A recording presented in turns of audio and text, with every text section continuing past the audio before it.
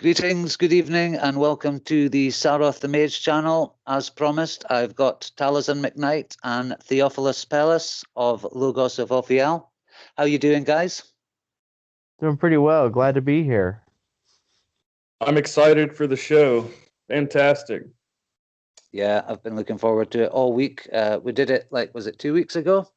And it ran for almost 4 hours. The editing proved to be a problem, so we're just going to treat it tonight like it's a live stream. So if there's any problems, just keep going. Yeah, sounds good. Yeah, so 4 hours, man. It was a long. Yeah. It was a good discussion. A good one, yeah. Yeah, I've listened to it a few times, and you know, if I had the editing skills, I would have put together a nice little show out of that. But we'll just go straight through tonight. So the theme is Renaissance classical magic. Who would like to get me started on just like a broad definition of Renaissance classical magic? Sure, I can get started with that. This is Taliesin McKnight. So the Renaissance, the word Renaissance means rebirth, and this is the period of history that basically follows the medieval period, often called the Dark Ages. It was Petrarch, the 15th century poet and philosopher Petrarch, that coined the term Dark Ages, and put it up as opposed to this rebirth or this revival. So basically, in the western part of Europe, this is after the fall of Rome.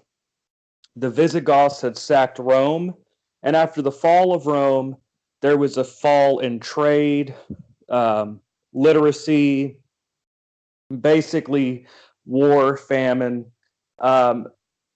Some historians think that this has been exaggerated, but it certainly does seem to be a feature of this period of time. This is why it is often referred to as the Dark Ages. The light of Rome had been extinguished. And so, but of course, this knowledge continued, a lot of it in the Arab world as well as in Byzantium, and the Byzantine Empire in the East actually never fell at this time. But the Renaissance actually means rebirth. And this is from the 14th century up until the 17th century, or into the 17th century. And this would be marked by a rebirth of interest in classical philosophy, architecture, and art.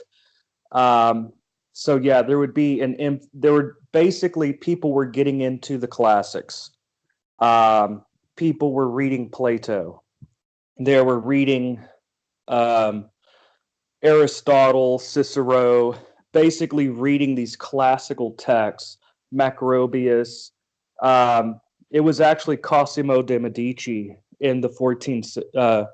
It was actually Cosimo de' Medici in the 15th century that commissioned Marsilio Ficino, a cleric, to translate what were lost works of Plato into Latin from Greek. So there were a couple of dialogues that had survived or were known in the West, but a large portion of the works were lost. So Plato was being translated.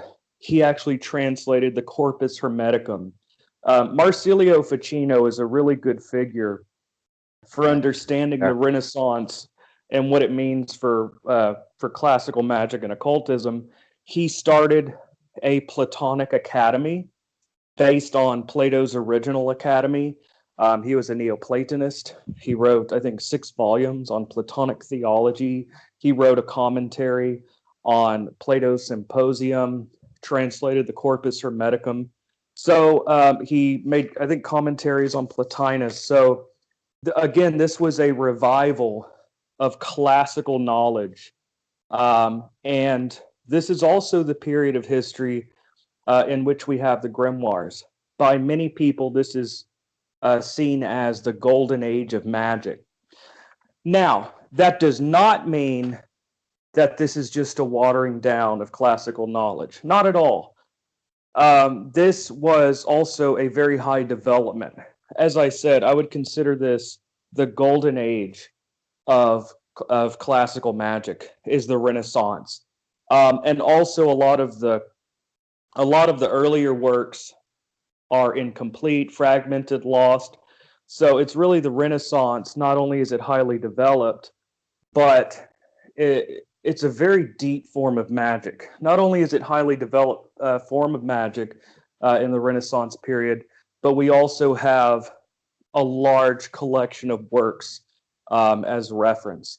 So this is what we're here referring to as classical magic.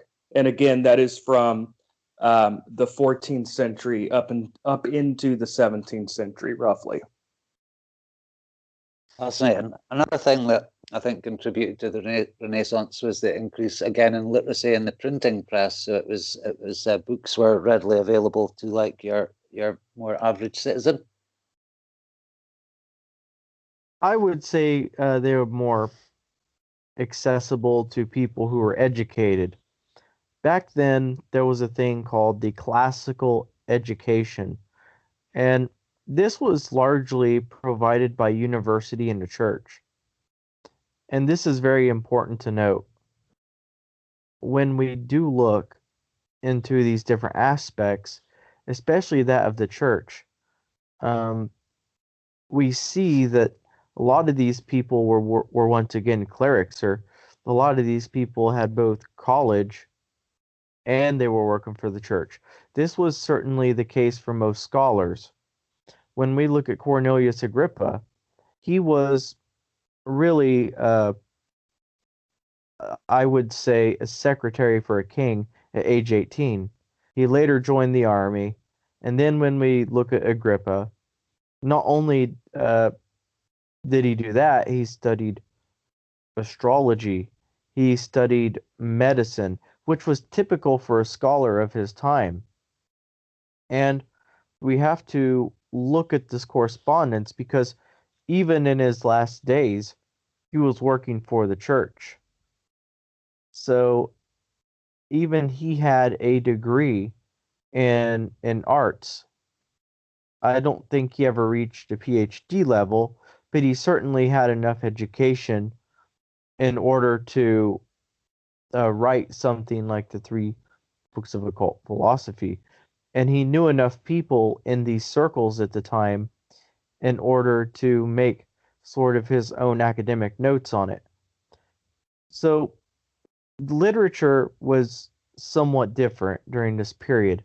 While we have more direct communication, such as the author writing like, say, an I and you, these people, they wrote primarily in a third-party narrative.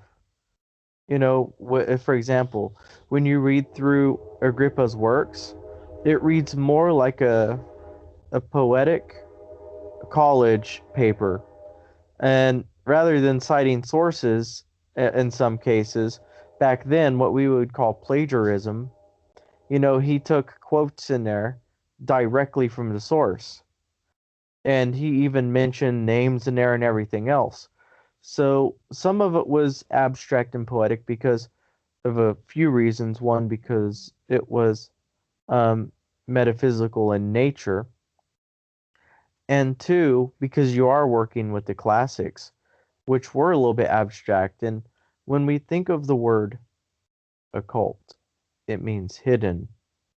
And this is something really big, hidden. And this is something that we didn't understand at this period.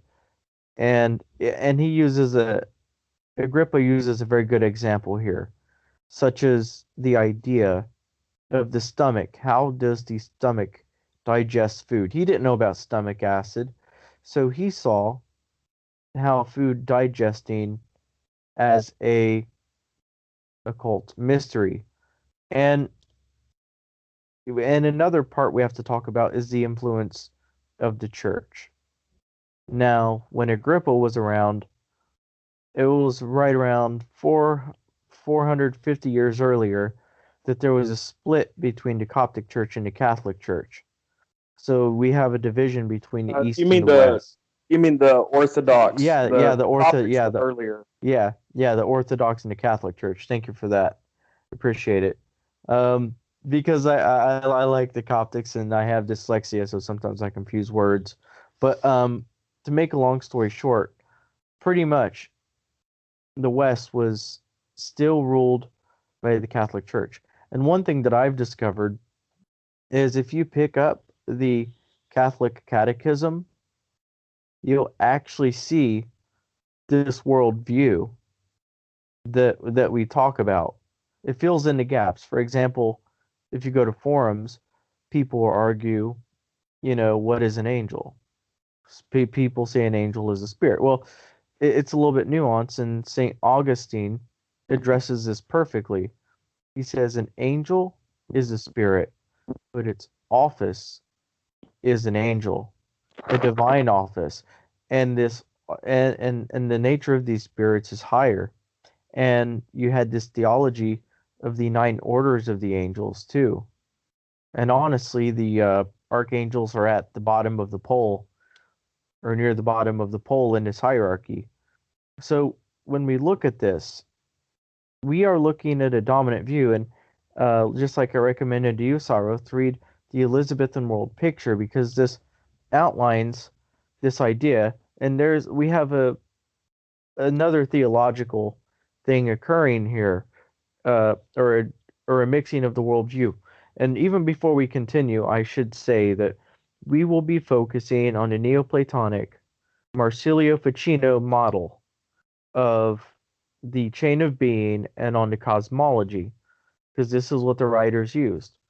But I must clarify that even before Marsilio Ficino into the Middle Ages, there was this chain of being, which we will get into, and it was different links to different hierarchies, which created sympathetic properties for everything. And imagine all these different chains coming from heavens, and an angel, an being linked to a spirit, to a planet, and all the way to God and all that.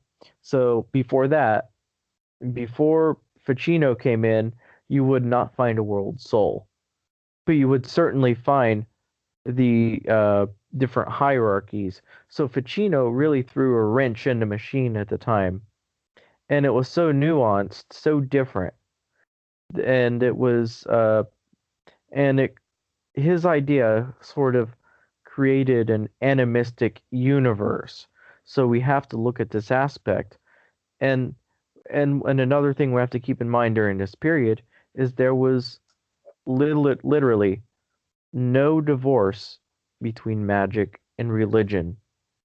That's very important. So And is it okay if I chime in something here? Yeah, of course, just feel free. There were works of Plato, but it was very, very small. Ficino actually translated a lot of lost works of Plato. So although there may have been, little bits of Platonism here and there, really Ficino was the one that helped to spur this big Neoplatonic revival. Like I said, there were works that were largely lost in the West, which he had translated. But what you say that there is that religion and magic, there's a fine line. I would say that. I would say that this is very true for many grimoires, such as the Key of Solomon. Basically, the technology is based upon basically ecclesiastical procedures. For example, the consecration of holy water from the Key of Solomon comes straight out of the Catholic Church. They bless the salt, they bless the water, they do all of this. It's really funny because the actual process used in a lot of what we would consider what we would call traditional Wicca. I exorcise the creature of salt. or I exorcise thee, O creature of water, that thou cast out from thee all the spirits of the world of phantasm, that they may harm us not. This comes right out of the Key of Solomon, and from the Key of Solomon back to the Catholic Church. So it's really interesting that one of the main elements of a Wiccan ritual actually circle back to the Catholic Church. So that's really interesting. But there was this technology. Basically, the magician felt like they were interacting with the spiritual realm. So it only makes sense that religion would play a big role there. But I would say that there were some forms of magic that were not so church-based, such as the Picatrix. But of course, that comes from largely an Islamic grimoire. The Picatrix gives a much, basically, you burn the incense, you hold you basically pray directly to the planet and light the incense, and you hold the talisman over the incense smoke. And you see also some pagan elements and Cosimo de' Medici. For example, he would recite the Orphic hymns. Even Pico della Mirandola, who was basically one of the first figures to try to unite Christianity with Jewish Kabbalah, even he said that the Orphic hymns were the most powerful way to call upon the planets, invoke. I say invoke because classical magic did not make a distinction between evoke and invoke. Invoke and evoke were the same thing in classical magic. It is a modern lodge magic idea that to evoke is to call outside of you and invoke is inside. That's more Crowley, the Golden Dawn. But in classical magic, when you invoke something, it did not mean to call into you. It just mean to call forth, basically. But basically, even that was based in religion. It was just a revival of pagan religion. Neoplatonism is essentially a revival of paganism. And the Orphic hymns were part of pagan polytheistic religion to call on the gods and goddesses, the Orphic hymns. And they were used by Marsilio Ficino. And the Picatrix has you pray directly to a planet. So I would say that there is a fine line between basically religion and magic go hand in hand. But it's really interesting because there's also a revival of a pagan approach to things as well. Yeah, absolutely. I mean, I was just going to say, like, the universe was seen as being alive. Every star, every planet was a living being. It had a soul, a spirit, an intelligence. You're basically interacting with a peopled cosmos. And Renaissance magic, you're working with the spirit of Venus or a spirit of Jupiter. You know what I mean? And this was all tied together with the world soul, which is something that we're going to get into more in depth. But I just wanted to say that I agree with everything that you said, that there is a fine line between Renaissance, basically magic and religion. And to a large extent, I think it's important to understand the worldview. The understanding the worldview of Renaissance magic is crucial. Basically, this is understanding the worldview of a system of magic, I think, is one of the most important things to actually practicing that system of magic. For example, when I used to get into hoodoo more, I tried to get into more of an animistic perspective, which is the worldview of hoodoo. I think when you practice a system of magic, it helps to get into that worldview. And this is subjective synthesis, is to get into the mindset of a system of magic. Yes, and that's very helpful. And before I get in too deep into all of this, I want to explain first the chain of being here, because even before we go into the three worlds and its cosmology, some scholars arguably say four, but we're going to stick with the three from Agrippa. And there's this idea that, and this started out with Plato, and there was this chain of being, and in this chain of being, each link was from Zeus, and this chain of being went down to the earth. This went from to Plato, to the Neoplatonists, to the Aristotelians, all the way to the popes. And what's interesting about this is with each link, it was a creation of life. So once we get around to Neoplatonism and the Renaissance, it changes up a little bit. We have the chain of being starting at the throne of God. So once again, earlier art depictions actually don't even have a world soul. They just have a chain of being. Marsilio Ficino comes in and he fully implements that Platonic view and kind of upgrades that medieval view. And so now we have something very different. The cosmology is very different. And as I said, more animistic. So when we look at the three main Platonic texts I like to point to in order to understand the Renaissance and to understand Plato, there are three. And that is the Symposium, the Timaeus, and the Critias. So those are actually the three core fundamental things that influenced the Renaissance the most out of all the texts. I mean, one could say the Apology, but it didn't have any, everybody do that, but it didn't have any like direct impact like those other three.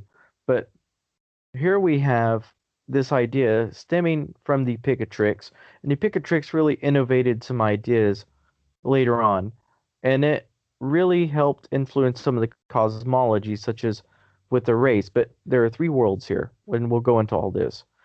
And the first world is the world of God. The Picatrix says that the first world is in God, and this is where all knowledge comes from. God, in this system, God is the beginning and the end of all magic, the beginning and the end of all things, the Alpha and the Omega. And all knowledge, since it's in there, we have no way of knowing it. Now, this was a little bit later upgraded with Agrippa to be in the heavens, to where the angels are, to where heaven is, to where the nine orders are. And then, and that, remember, that's just one chain, right? So as we go down, then I like to see between the celestial, meaning the stars, between the celestial and heaven. I like to imagine this filter. I talk about it in one of my other videos. But in this filter, we begin to see this energy from the spiritual being divided and dispersed into life in the world soul, which is from the Timaeus. And the Timaeus is very important to this cosmology. I mean, this is a must read for the classical magician. So, and the thing is about, it first starts with the constellations. Each star, every constellation is where it really all begins. And then the layer under that is the actual seven planets, the active stars of astrology. So once again, I say astrology, not astronomy. And each star, every planet has an intelligence. Now, I would say Neoplatonists at this time, they debated what an intelligence was. And even then, this still sparks some sort of debate with scholars because I've tried to research this all over.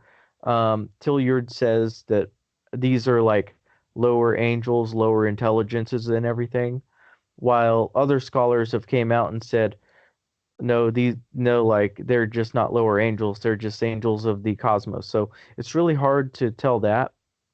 But what we do know is the intelligences of the heavens were very similar to the sirens in Plato. and they governed and moved the planets, and movement was a big thing, just like it was in Greek philosophy. And now we have to think of this like a natal chart, squares and trines, and these rays, which was an Islamic version. The world soul is directed through these rays through the moon. The moon was, we have the Chaldean order of the planets. So the Saturn being the furthest, the moon being the most inner. So everything passes through the moon. She is the most receptive. Everything above the moon is perfect and orderly. Everything below the moon has its problems. It's more physical, more fallible. Um, what's the word I'm looking for? You can say more impure. This is where you get to sublunary spirits.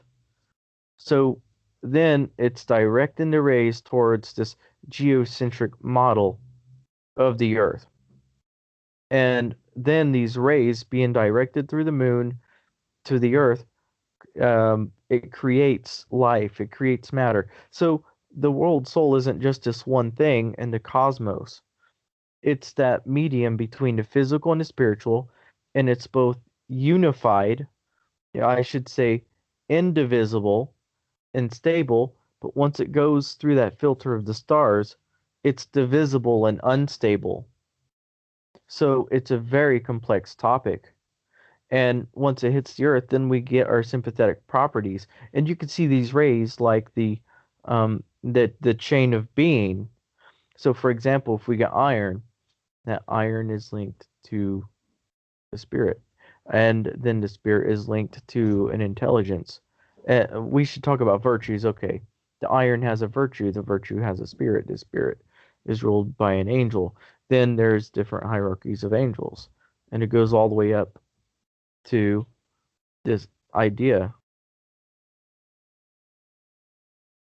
I would also like to go into this a little bit about the chain of being, and there are different ways of looking at the worlds.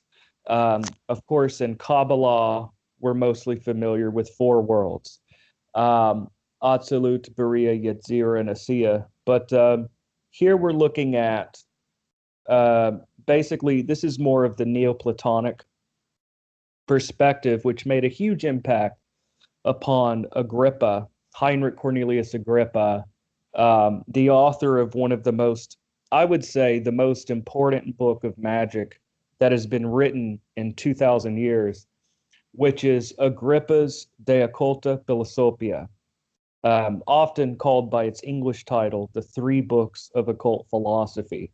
In my opinion, this is the most important text. Any kind of a classical mage needs to have this book. This is essential, okay? This is absolutely essential. If you don't have Agrippa's Three Books of Occult Philosophy, then man, you're missing out. And basically, you take Agrippa's Three Books of Occult Philosophy. What I recommend is to just take a chapter. A chapter in Agrippa is about a page or two. It's about 2 pages, a page or two. It's very short as a chapter. Even though it's really short, I highly recommend taking one chapter, reading it, going and doing something, relax your mind a little bit, think about it maybe, and then go and read it again. And basically just meditate on that chapter. And I think that this is the best way to build subjective synthesis, to get into this classical magical mindset. But Agrippa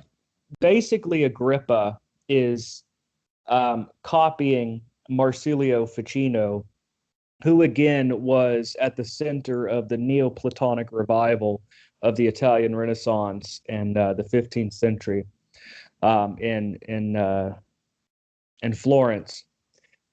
Basically, everything begins. Well, we could either start at the bottom of the chain or we could start at the top. I guess I'll start at the bottom.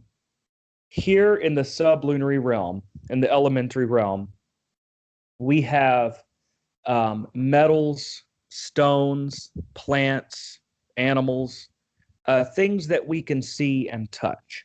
Okay? things that we can see and touch. We have plants, animals, stones, metals, things like that.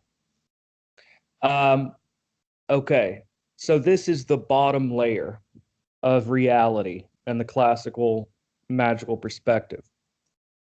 The next level up is the astrological realm.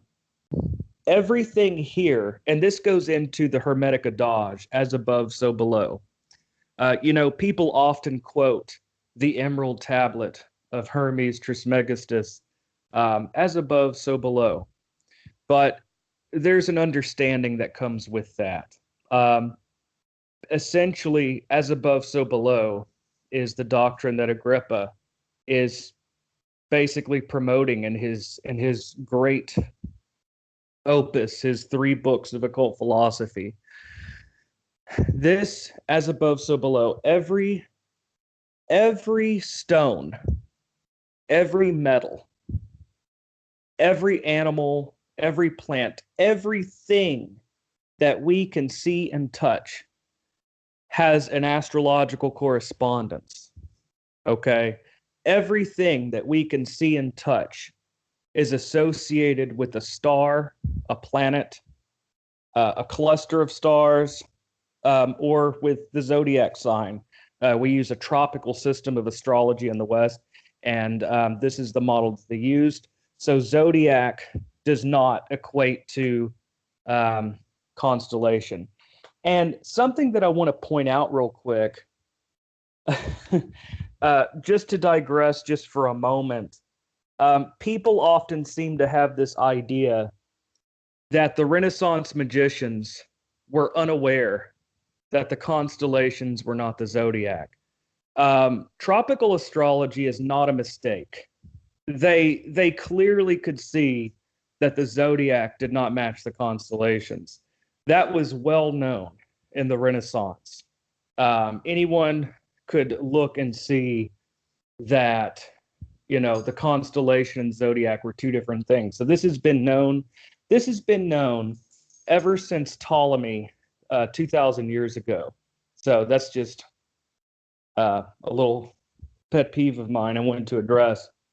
But basically everything, all metals, stones, plants, animals, everything here that we can see and touch was associated with a star or planet.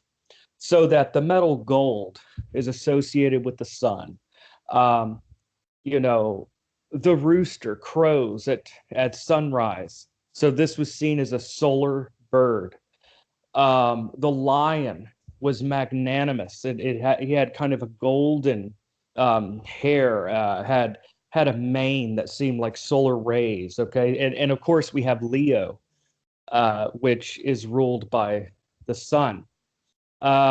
So every animal, every plant was associated with a planet, a star, a constellation, of which there were 48 constellations, and a zodiac, separate thing from constellation. And within every star, now we're going the next level up, is an intelligent being. We're dealing with the peopled cosmos here, okay? So every star, every planet has a spirit, is imbued with life. Every planet, every star, every cluster of stars has a soul, a spirit, an intelligence. It is a living being. So astrological magic is basically using the things below in order to contact the astrological spirits. So Renaissance magic is mostly, when you boil it down, what is the majority of Renaissance magic? It is dealing with astrological spirits. These are spirits of astrology. Absolutely. Whether you're making a talisman, of course, Ficino tends to differentiate between spiritual magic and natural magic. But generally, talismanic magic, as well as evocation, was interacting with the spirits of astrology. And basically, now we went from the bottom up. Okay, now moving from the top down, everything begins with the ideas in the mind of God. Okay, we have a hierarchy. It's like a pyramid. At the apex of this hierarchy, okay, we have many beings, many agents, I guess you can say, but at the top of this was one God. And I know that's hard for us to wrap our minds around, but not only, this isn't just Christianity. This was a pagan perspective. If you read the Corpus Hermeticum or the Hermetic fragments of Stobaeus, the Hermetists, about 2,000 years ago, they were pagan. They believed in a divine mind. Everything began with the divine nous. And in Plato, everything stems from the one or the good. Okay? Everything stems from the one or the good. The ideas are not God, but they all come, well, the ideas are not the good, but they come from the good. Plato says, as the rays from the sun. So in Plato's Timaeus, there is a creator that fashions the universe as a living soul. And of course, with Ficino, for example, the planets, the stars, these basically these spirits, okay, of the planets. Some people would consider them deities. Some people would consider them deities, like Apollo or whatever, or angels of the planets, whatever. These were seen as limbs of the world. Okay, so if you're dealing with the sun, you're dealing with the limb of the world. These are all part of one universal being. This one universal being the anima mundi, the universal soul. The universe is a living being that has life. But basically, the divine ideas stem from the divine nous. Okay, Plato's prime mover. Plato's the good, the monad, the Pythagorean monad. Everything comes from the one. And of course, within a Renaissance perspective, this would usually be interpreted as God. So the one, or God, interacts with creation through intermediary beings, or spiritual beings, or agents. Well, the divine ideas are impressed upon the universal soul through the seminal reasons of the world. These seminal reasons manifest as the pattern of the stars, and through the stars manifest things on earth, essentially. So yeah, basically what we have, like I said, everything has an astrological correspondence. If you walk around your house, you have a table that is, you have a table that's black. Black is the color of Saturn. You have a clock on the wall, that's Saturn. You have a red t-shirt. Red is the color of Mars. You add peppers to your food. Peppers are a martial, fiery, associated with Mars. You add onions to your food. You're eating essentially Mars. You basically anything that any object, a book could be considered associated with Mercury. It's communication. Basically, the 7 planets are the 7 archetypes that basically everything could be associated with the planet.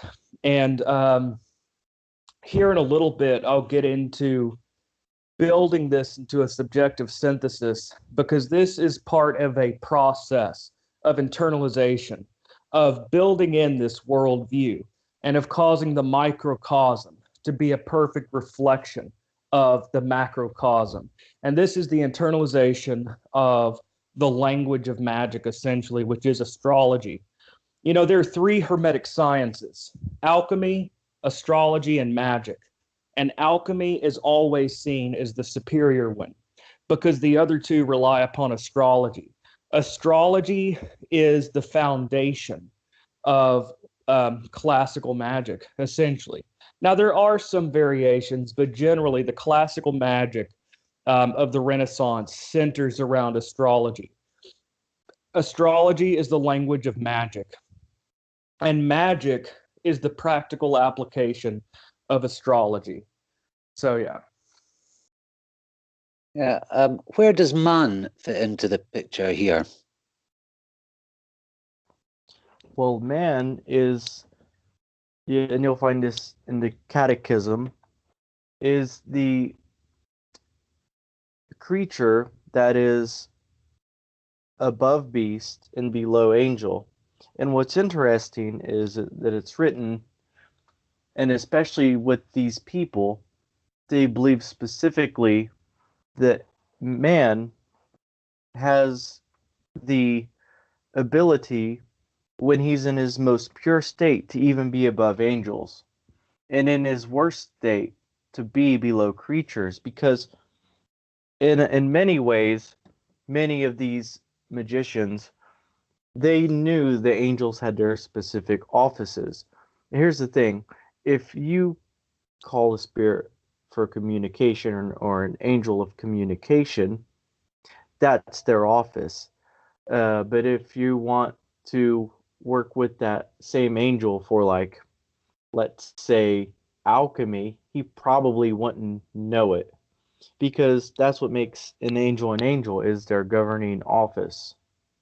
So in a lot of ways, man is more intelligent than angels, according to these uh, Renaissance people. And we should also know, but the angels were more intelligent in their specific field. That's why man called upon them.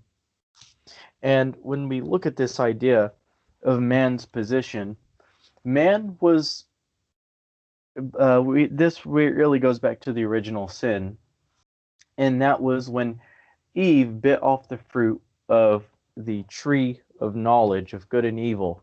And this is important because even from the beginning in this mythology, we realize this one thing, that man has enough intelligence and reason, therefore, this brings about sin, which is what happened. And this is what the Elizabethans believed. And not just the Elizabethans, but people from the Dark Ages and Middle Ages. But the Renaissance people, they had a very interesting view on this. There was this perfect salvation, and there was this dichotomy of salvation and sin. And this was really important. And it was perfectly balanced. They were perfectly optimistic and also equally pessimistic, meaning that if you made a mistake, you made a really bad mistake, or if you were saved, you were really saved. So, and it's really apocalyptic in nature too. When we look at Renaissance Hermeticism, it's apocalyptic. So everything has a beginning, everything has an end, and we measure this through Christianity. And I think that's what really separates this from classical Neoplatonism, because once you add in the theology and once you advance the world a little bit, these people, whenever they not just looked into uh, just nature and all that, but what is man's place in nature? It's a mixture of a Christian and Neoplatonic view overall. And when we look at this idea uh, of this whole thing, man, really, let's compare this to the modern view. In the modern view of occultism, what we have here is a view: I will to do this. I believe I can do this. I know I can do this. And there's not really much accountability unless you go far into other fields and into the universe. But it was different here. And why was this different? Because the only way that you could do magic and make change is not by your will. You're going to find in some of these prayers in the grimoires that it says, when you're praying to God, that do this for me by your will, not mine, which is something that it comes from the Father prayer. But it's really interesting when we think about how these people thought. It it really have to look at the complex nature of how we saw ourselves, of how we saw redemption of the soul, of how we looked at the body.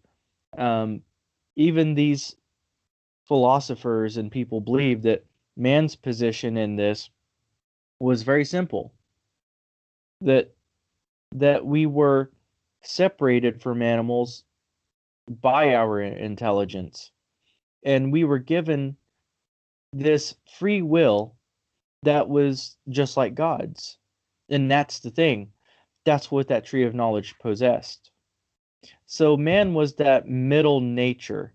There was this idea of redemption, what some would call the philosopher's stone. And whether you look in a Neoplatonic idea of it, to where you are just put in this body and you have to get closer to the one, or you take the Christian approach to where, there's the original sin and you have to somehow transcend back to the righteous ways of God. This is really important. And in the West, this idea of redemption, man, I was ideal in this redemption. He was held above all earthly creatures. He was given reign of the world and the creatures. And the idea we could be saved was a big thing. So when we look at man's position, there were two things that also carried his magic: knowledge and his needs. So the more knowledge, and even purity, we can say three, because you had to purify out of your animal needs. And the Greeks called this purity. It was like an initiation in a way. So when we look at the Greek thought, just called purity, we go more into this Renaissance, and it almost had the same philosophy. Actually, if we look at this idea from the Greeks and the Christians, the idea of purity isn't much different. It's about controlling your senses, being aware of yourself, and not just being an animal relying on the senses.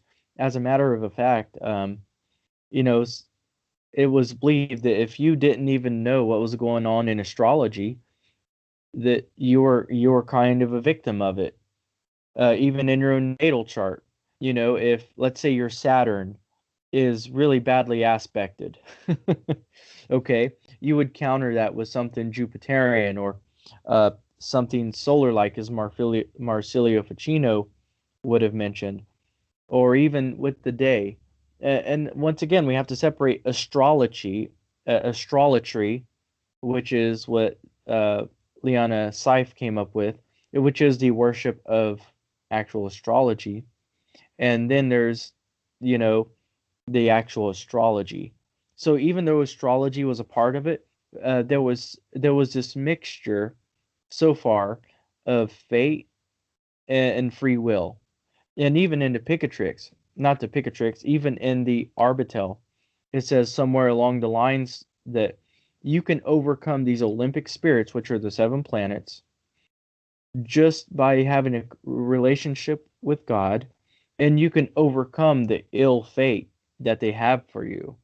So with man, that's pretty much a summary of his place in the world.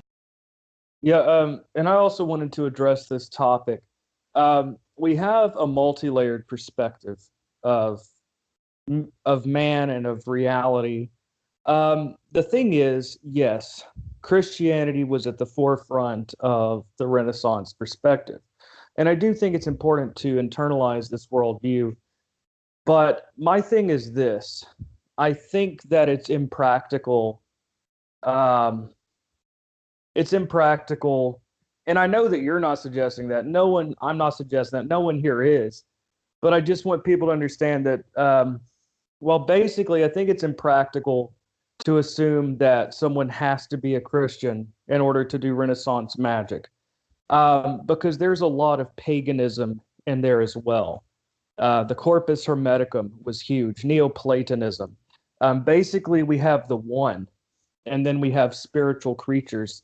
And the thing is, the reason that Neoplatonism flourished so well is because there were a lot of similarities between Neoplatonism and Christianity. You had you had very similar ideas of purity and purification by fasting, by prayer and reason, or logos or intellect, basically overcoming the animal passions. Not that we can't enjoy things dealing with the passions, but that we are in control. Okay, I would say that at the center of the classical magical perspective of man is a type of self-overcoming. Okay, first of all, before we can be able to conquer the stars and begin to scale the chain of being, because Agrippa actually talked about using this as a type of ladder. Okay, of course, one can argue that he was talking about contemplation, from things here below up to above. And it's interesting that Plato in the Symposium, when he talks about love, which is what Plato's Symposium is about, he mentioned having a lover and experiencing beauty through that lover, and then begin to meditate on beauty in the world. And from beauty in the world, you can begin to contemplate the pure idea of beauty, the Platonic idea, simple, eternal, of which in the sublunary realm, these are just reflections. So basically, you can ascend the scale of being through contemplation. But there's another way. But before one can begin to scale the ladder of being, one needs to be able to overcome oneself. And this is when basically the intellect is able to overcome our animal passions. It's not saying that we can't enjoy things. It's saying that basically controlling our addictions to food, controlling our addictions to substances, being able to pull yourself out of bed. I mean, if you can't even get out of bed in the morning, then how are you going to scale the chain of being and become something more than you already are? In a sense, you have to be able to overcome your own issues, essentially. But man was seen as a perfect microcosm. And this is found in the Corpus Hermeticum.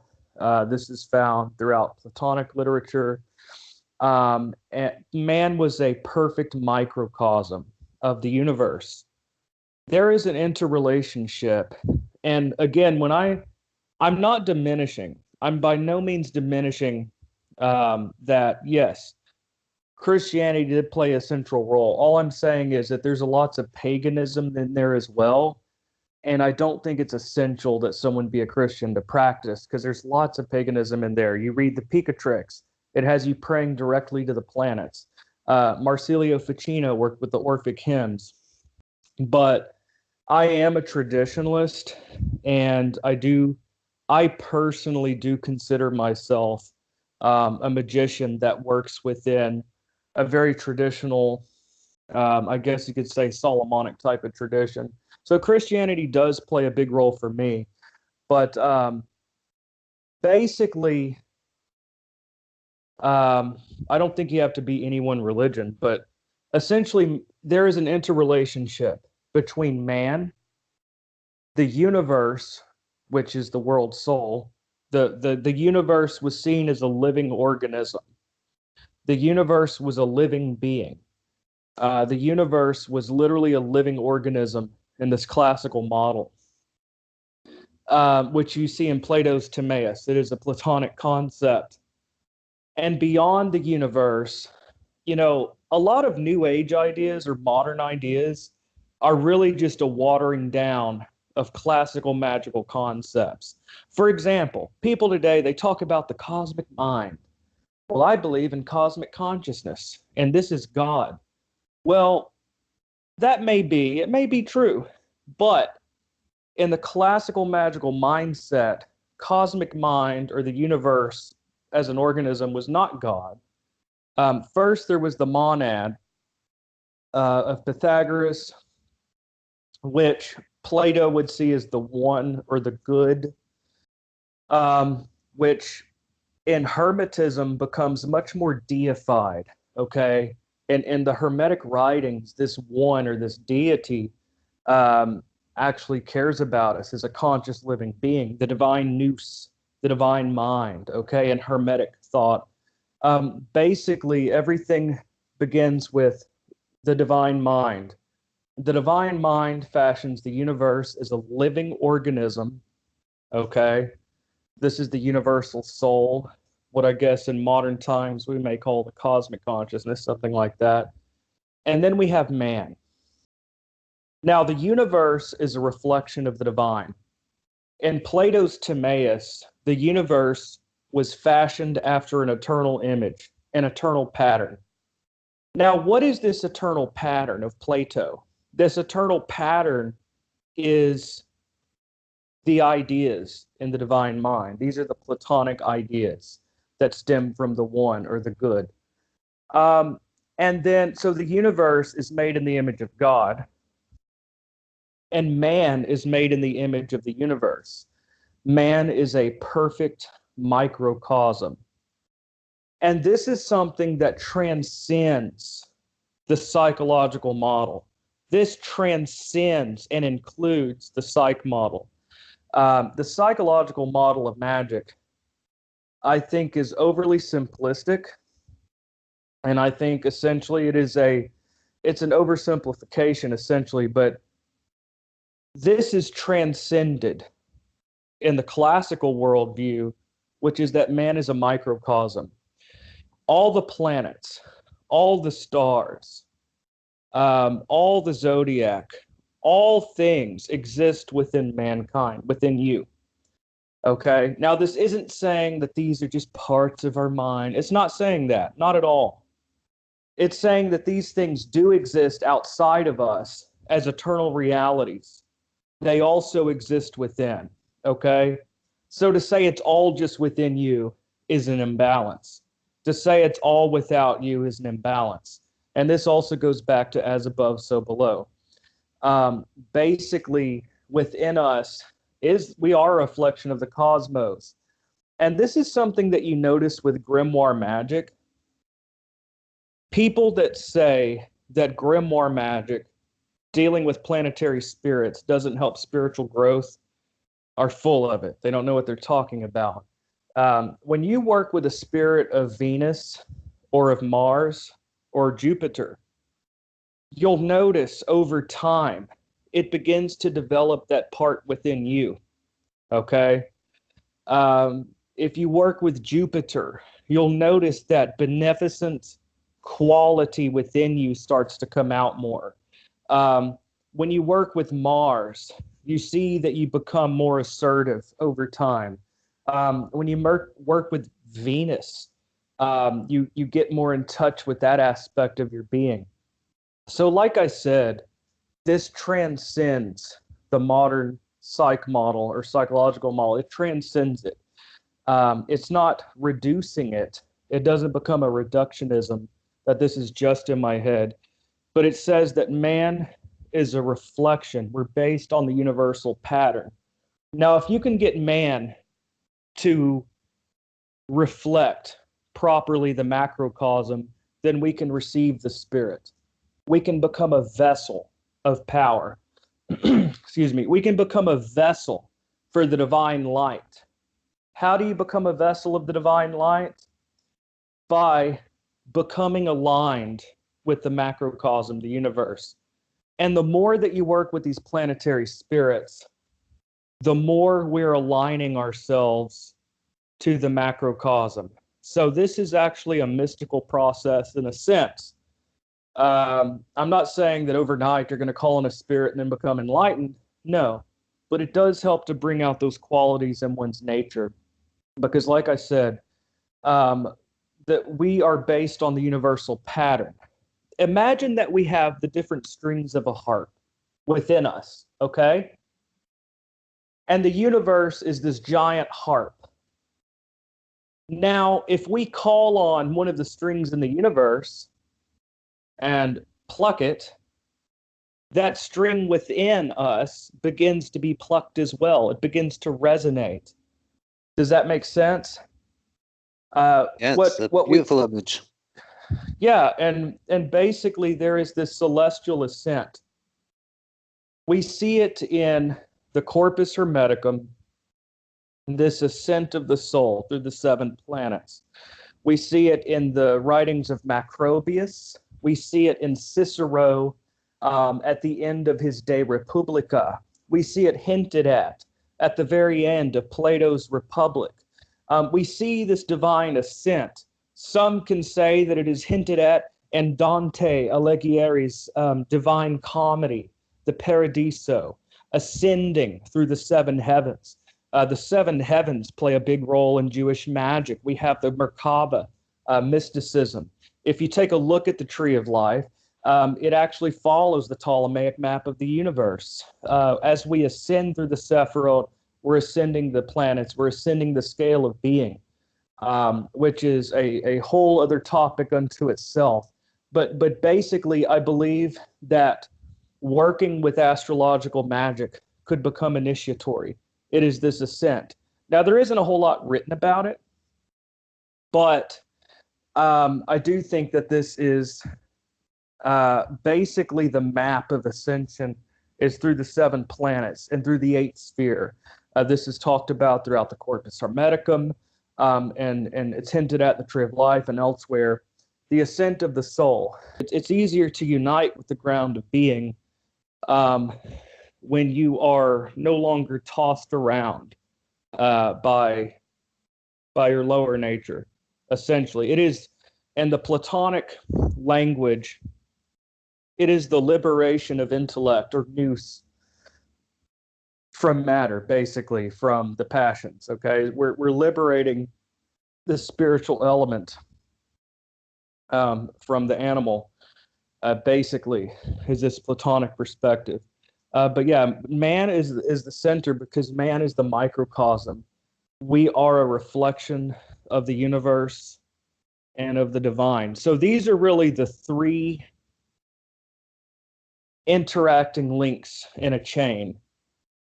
Mankind, meaning the human being, the cosmos, which cosmos actually means order, and the divine nous.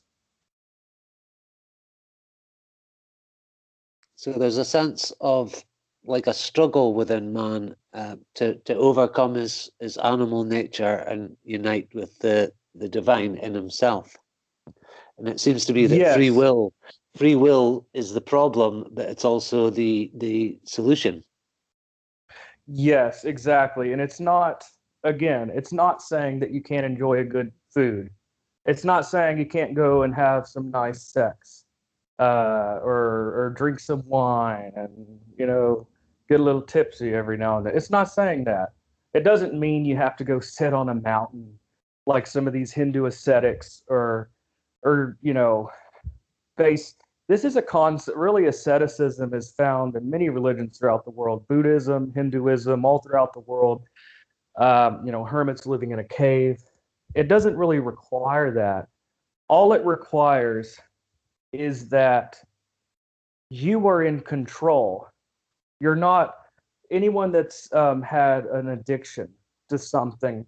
They're not in control. They're being pulled around, and they want to be free. They're crying out. Well, that's how the soul feels. It's crying out to be liberated, essentially. So here's a little practical thing that I do.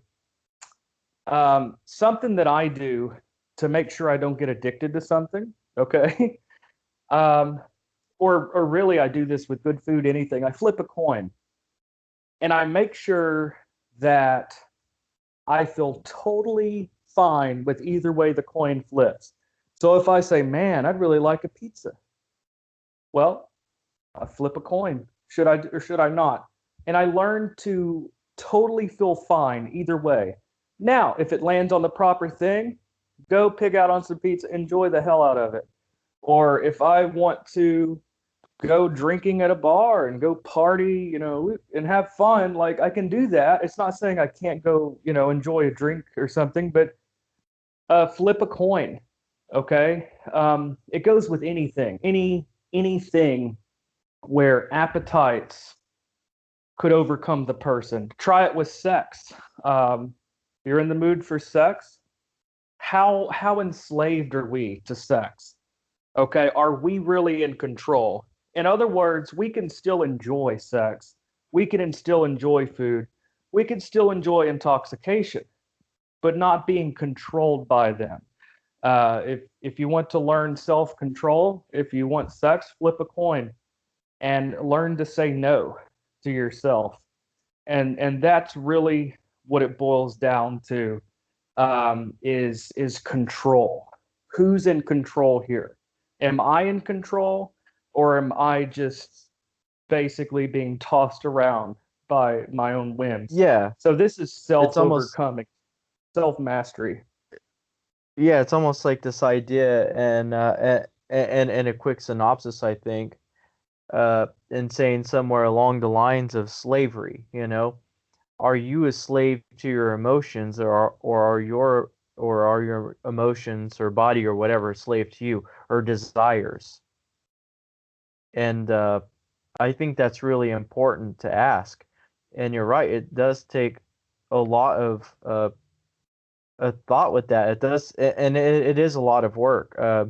Me and Taliesin here, we've been it's something we've been working on for a while now, especially here over the past month, trying to control certain impulses, but that's the thing is, a lot of, and this is, once again, I want to contrast this to modern ideology. A lot of it, not all of it, but a lot of it is based around you're free. You can do what you want. I don't even have to say the phrase to know who I'm referring to, but do as thou wilt. you know, and it's interesting because I think it's important to note that when we think about this, when we tell kids, nowadays, just give them a trophy, they participated. And I'm not going to go too deep in that, but this is reaching an end, to my point. What we're saying here is that do what you want, you can do anything that you want. And it's because of partially of this technology we have. It's partially because of the privileges that we have, and we're very lucky to have them, 100%. But we also have to understand we need to work within our boundaries and work within our strengths. We got thumbs so we could pick up chairs, but you can't ask a horse to pick up a chair. They don't have opposable thumbs, nor the body type to do it. So the thing is when you compare this to the classical, it wasn't just do what you want. It's do what you are capable of doing, and don't try to overextend. In a way, I like to call this Saturn. Each person has this Saturnine aspect. We have our boundaries. We have limitation. Yeah, we have our limitations because we're all different. Such as I'm not the same as you, Saroth, and I'm not the same as Taliesin, and Taliesin's not like me or you, and you're not like me or Taliesin. It's one of those things. We each have our own Saturnine aspects. And that's a really big part of this. Even though it's kind of funny because we don't like to be told no. And we're taught this as a kid. No. Don't do that. No, no, no. Or when people think of religion, thou shalt not, thou shalt not, thou shalt not. And I don't know what the cause and effect is, but like I said, essentially this old magic is about knowing your boundaries, knowing the boundaries of yourself. And I think me and Taliesin talked about this before in this old magic several times. Think of a gun, right? You want to shoot a target. Okay. So you have a choice, but you need to hit one exact spot in the target so you can get a bunch of rounds and put them in a shotgun and get some scatter rounds. But if you shoot it, yeah, you're going to hit the target, but your energy is scattered. But if you get a rifle and you aim just right, here's how I see it. The barrel is that Saturnine aspect, okay? And as you're looking through the Saturnine aspect, as soon as you pull the trigger with your will, now this barrel, you have to remember, it also symbolically represents, you're not shooting out of like 2 guns, you're not shooting out of 3 guns, you know your boundaries, you know your habits, you know who you are, you know what your strengths are, but you're not going outside of your strengths, you're not going outside of your natural talents. You're just sticking with what you're good at, and you aim, and then a bullet comes flying out of this barrel, and this barrel is aiming the bullet. This Saturn aspect, this discipline is aiming the bullet, and either you're going to hit your target or you're not. And here's how I kind of see it. I'm in the army, so that's sort of my own allegory towards this magic. For example, today it's taught that you can do any spell at any time. But if you go back then, especially during the Renaissance, sometimes the astrological timing was just simply a day and hour. Other times you had to check, is Mars squared, or is Saturn squared, or is there a planet opposed? So with this old magic, think of it like a gun. The barrel was meant to be more accurate. You don't dive into too many other things. You have a target, you aim for it. And that Saturnine aspect is so important with discipline, but too much Saturnine aspects lead to dogma. So, but here's the thing, once that round flies out of that round, it's in free air. And that's almost like your prayer. It's almost like whatever thing that you have that's Saturnine, it's going beyond the moon. It's going beyond the stars, and it's reaching the macrocosm. But let's say you don't focus on purity, right? And then that's almost like moving the barrel. You moved your discipline the other way, and you missed your target. So that's how I like to describe this old magic. That's one of the most important things I've learned from you is that single focus. I think I was spreading my energies way too wide, and now I've simplified things, and things seem to be happening again. And I think the simplicity of prayer is something that's really never really occurred to me when I was doing Golden Dawn magic or Thelema. The grimoire tradition has introduced a kind of simplicity and a purity and the idea of surrender, because I haven't attained my holy guardian angel yet, but I'm really striving towards it. And I think it's that aspect of, not trying to deliberately become a god like an Eco-Etting kind of thing, but surrendering yourself to the process and trusting in the process. Absolutely. And this goes back to uniting above and below, uniting yourself. And what you're talking about control, this goes back to Plato's chariot allegory of the soul. Now, this is with the chariot card. If you really look at the chariot card, it's really just taking Plato's chariot allegory and putting it into a symbol, okay? The chariot card, look at that, and then you notice, especially in a lot of modern decks, you have a white horse and a black horse, and then go read Plato's chariot allegory. And Plato's chariot allegory of the soul, controlling the white and the black horse, have to do with basically controlling your own nature, your own passions, okay? And basically, we're pulled down to the earth because we can't control our horses. But if we can learn to control our impulses and self-direct, then we're able to, the chariot of the soul, we're able to scale the heavens, essentially. But something else that you talked about with control and not not moving beyond your bounds. Now, there is an upward movement, a scaling of the heavens, so to speak. Okay, that's different because we have that divine spark within us. That is part of our nature, is that divine spark. That's not moving beyond our bounds. But moving beyond our bounds in physical things, Someone that is handicapped trying to be a gymnast is not going to work. Someone that's got a horrible singing voice is not going to be an opera singer. Okay. It's just that this all goes back to, in the classical worldview, you'd say it goes back to your natal chart. Okay. Everything springs from your natal chart. Even your angel, or your angel of your nativity, springs from your chart. Your natal chart, basically, you can correct your natal chart.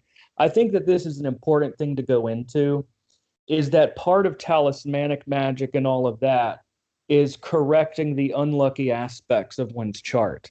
For example, in my chart, my Jupiter is combust with my sun, and my Jupiter is in its detriment or fall, basically. So I've had a lot of unlucky situations in my life. And of course, I'm not blaming astrology, but I could see a correlation there. Why? As above, so below. At least in my own experience. No, I'm not trying to pass off a dogma or say this is the way it is. But ultimately, we can only go by our own experiences, as well as reading books and listening to others.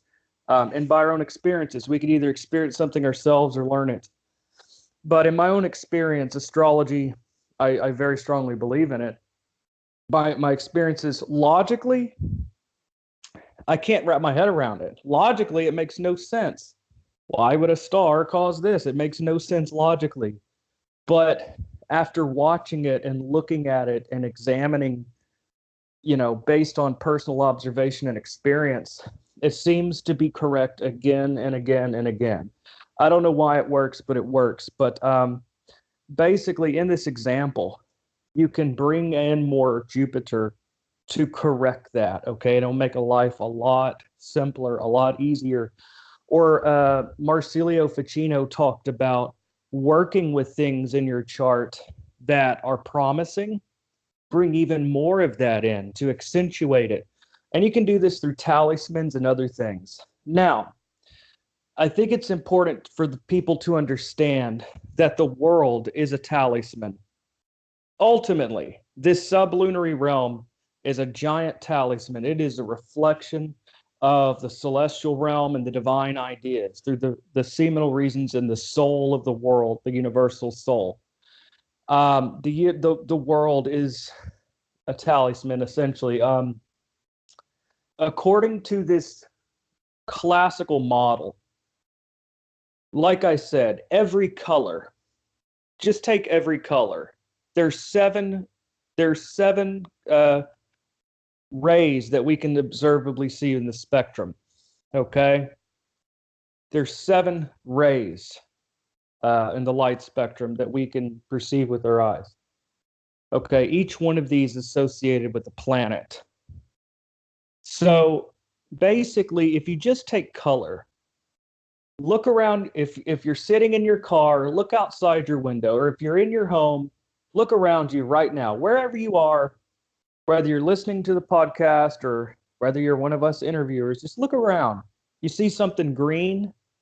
Well, that's associated with Venus. You see something red? Well, that's reflecting the ray of light associated with Mars.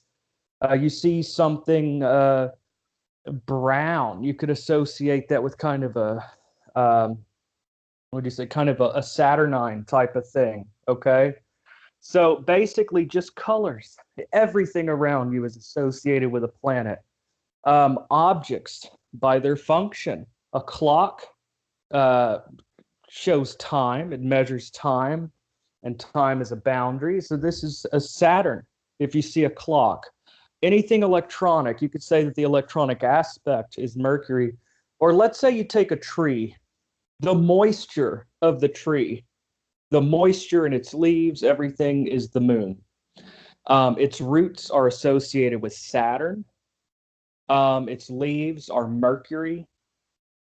It has all these qualities within it anything that you look at. You put peppers in your food, that's Mars. Onions, that's Mars.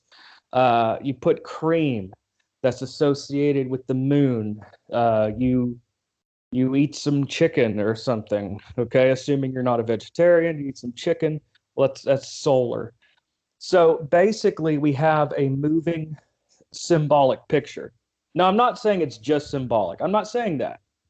But I think at some level it is. But I think that I do believe that some of these things actually have the qualities in them, definitely. But basically, everything around you has an astrological correspondence. Now, if you meditate on this, I mean contemplate on this daily. If you really internalize this, you're internalizing the language of magic. And I recently had kind of a minor mystical experience with this. I was driving in my car, or rather I was a passenger in the car, and I was looking at the road. Well, that's movement, that's Mercury. I looked at a speed limit sign. Well, that speed limit, that is a restriction, which is Saturn, but it's the law, which is Jupiter, but it's written. It's written, which is associated with Mercury. I see a red light. Red is Mars, but it's stopping everything. That's Saturn. Green, okay, we're going. Green associated with Venus and movement. I guess you could say the expansion of Jupiter. Turn on the radio. It's like some, like rock music. It's angry. Well, that's very Mars-like. Turn on some classical. It's very noble and lofty. Well, that's very Jupiterian. And then a love song comes on. Well, there's Venus. So basically, when you begin to look at everything and see its astrological correspondence, the world becomes a moving symbolic picture. And I cannot even express this in words. And I cannot even begin to express the importance of this. This is subjective synthesis. I don't fully agree with Lazowski. I have a little bit of a different view of subjective synthesis. For me, subjective synthesis is exactly this. You are internalizing. You are literally writing astrology as a symbol structure upon your brain. You're moving around in a world of astrology. And basically you're learning, you're internalizing this type of map upon your mind, basically your consciousness. And this is a way of imprinting your mind with the astrological worldview.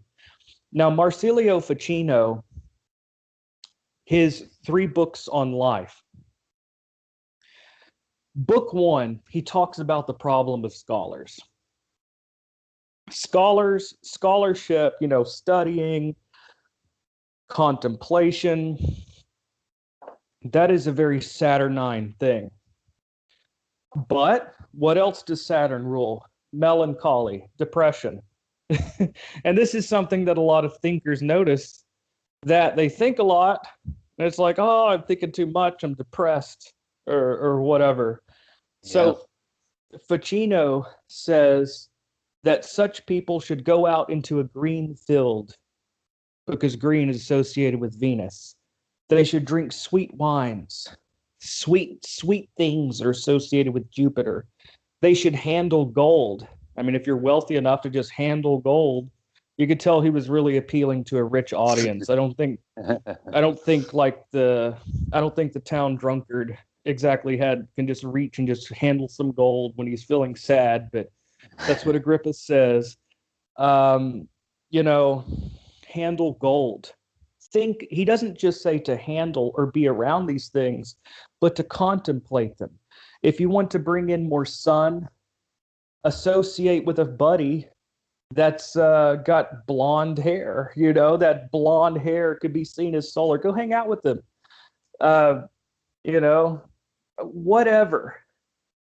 Eat foods associated with that planet. If you want to be more assertive, eat more peppers. Now, it's not saying that scientifically, if you eat peppers, you'll be more assertive. It's not saying that. But if you fully integrate the symbol system, it will. And I'm not saying that this is just the psych model. I'm not. I have a lot of issues with the psychological model of magic, because it can often become reductionistic.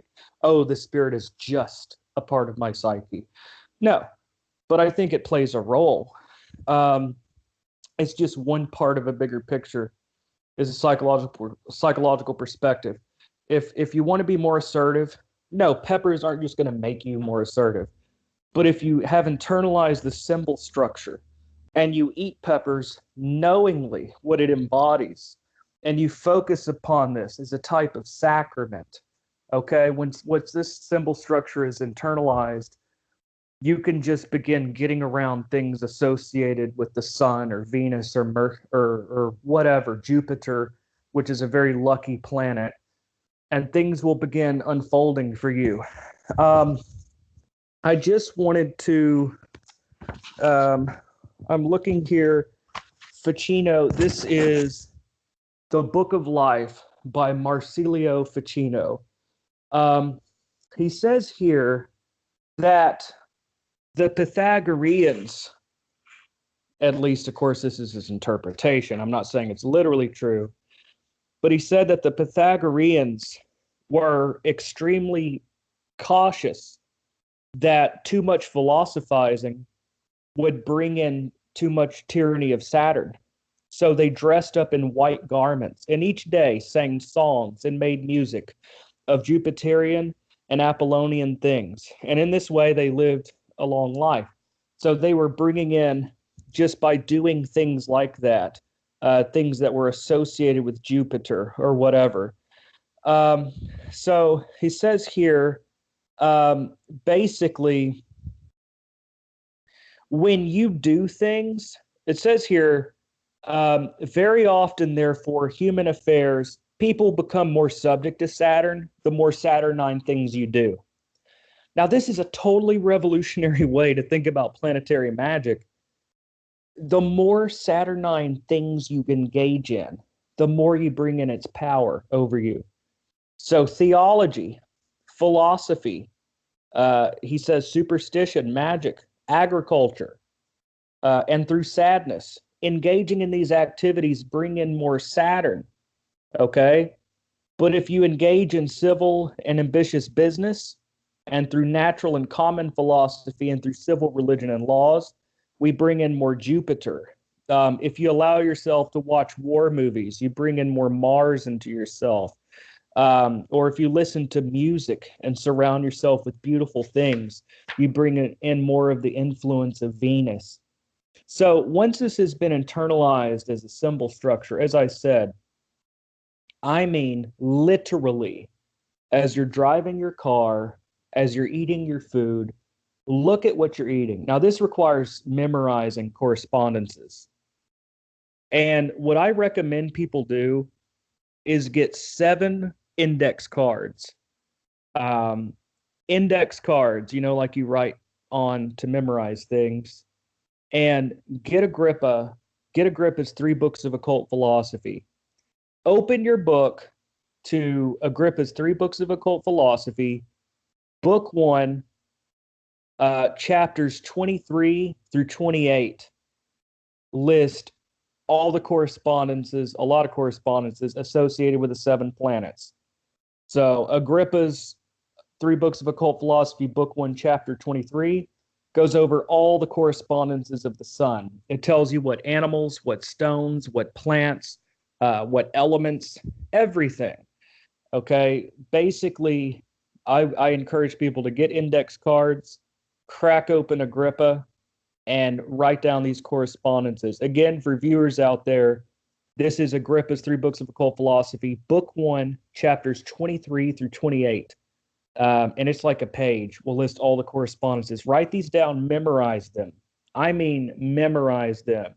These need to be internalized so that you can begin looking at the world through this lens. But yeah, the more that Ficino even says thinking about gold, contemplating lofty things brings in more Sun and Jupiter. So yeah, this all goes in, and this is learning essentially the language of magic. And the one thing that I wanted to say beyond that is that this all happened through the universal soul, the soul of the world. The universal soul, or soul of the world, according to Ficino, is what connects us to the planets and us to each other. So you could say, well, what connects me to that star out there? Okay. Now, some of the Arab astrologers, like in the Picatrix, they would say, well, it's the rays. But according to Ficino, no. This is the world soul. And when I say world, I'm talking about the universe, because it includes all the planets and constellations and stars. World equals universe here.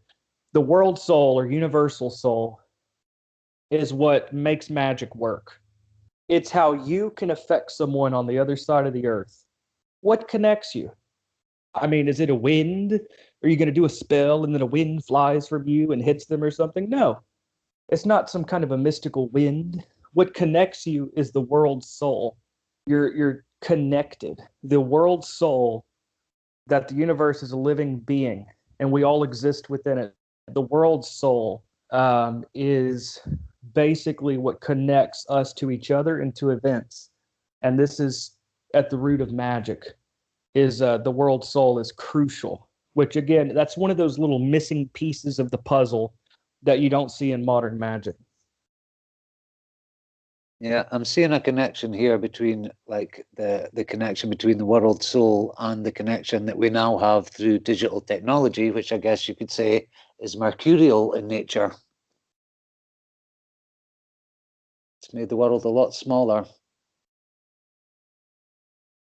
Yep, well, without a doubt. I'm sorry, I just lost connection. I'm so sorry. Could you repeat that real quick? Yeah, I just said like the world soul could be said to be operating through like the digital technology we've got now. I mean, I would have never been able to speak to you guys 10 years ago, you know, and I think that's got a lot to do with what I see as like a modern magical renaissance, where texts that we could have never got before are becoming available, and the whole world of magic seems to be going back to this earlier model. I don't know if it's just a current, or, you know, maybe Theophilos has some ideas on that. Very much so, but I'd like to amend something that I think is really fun, especially for those with an Android phone, and me and Taliesin have been doing it.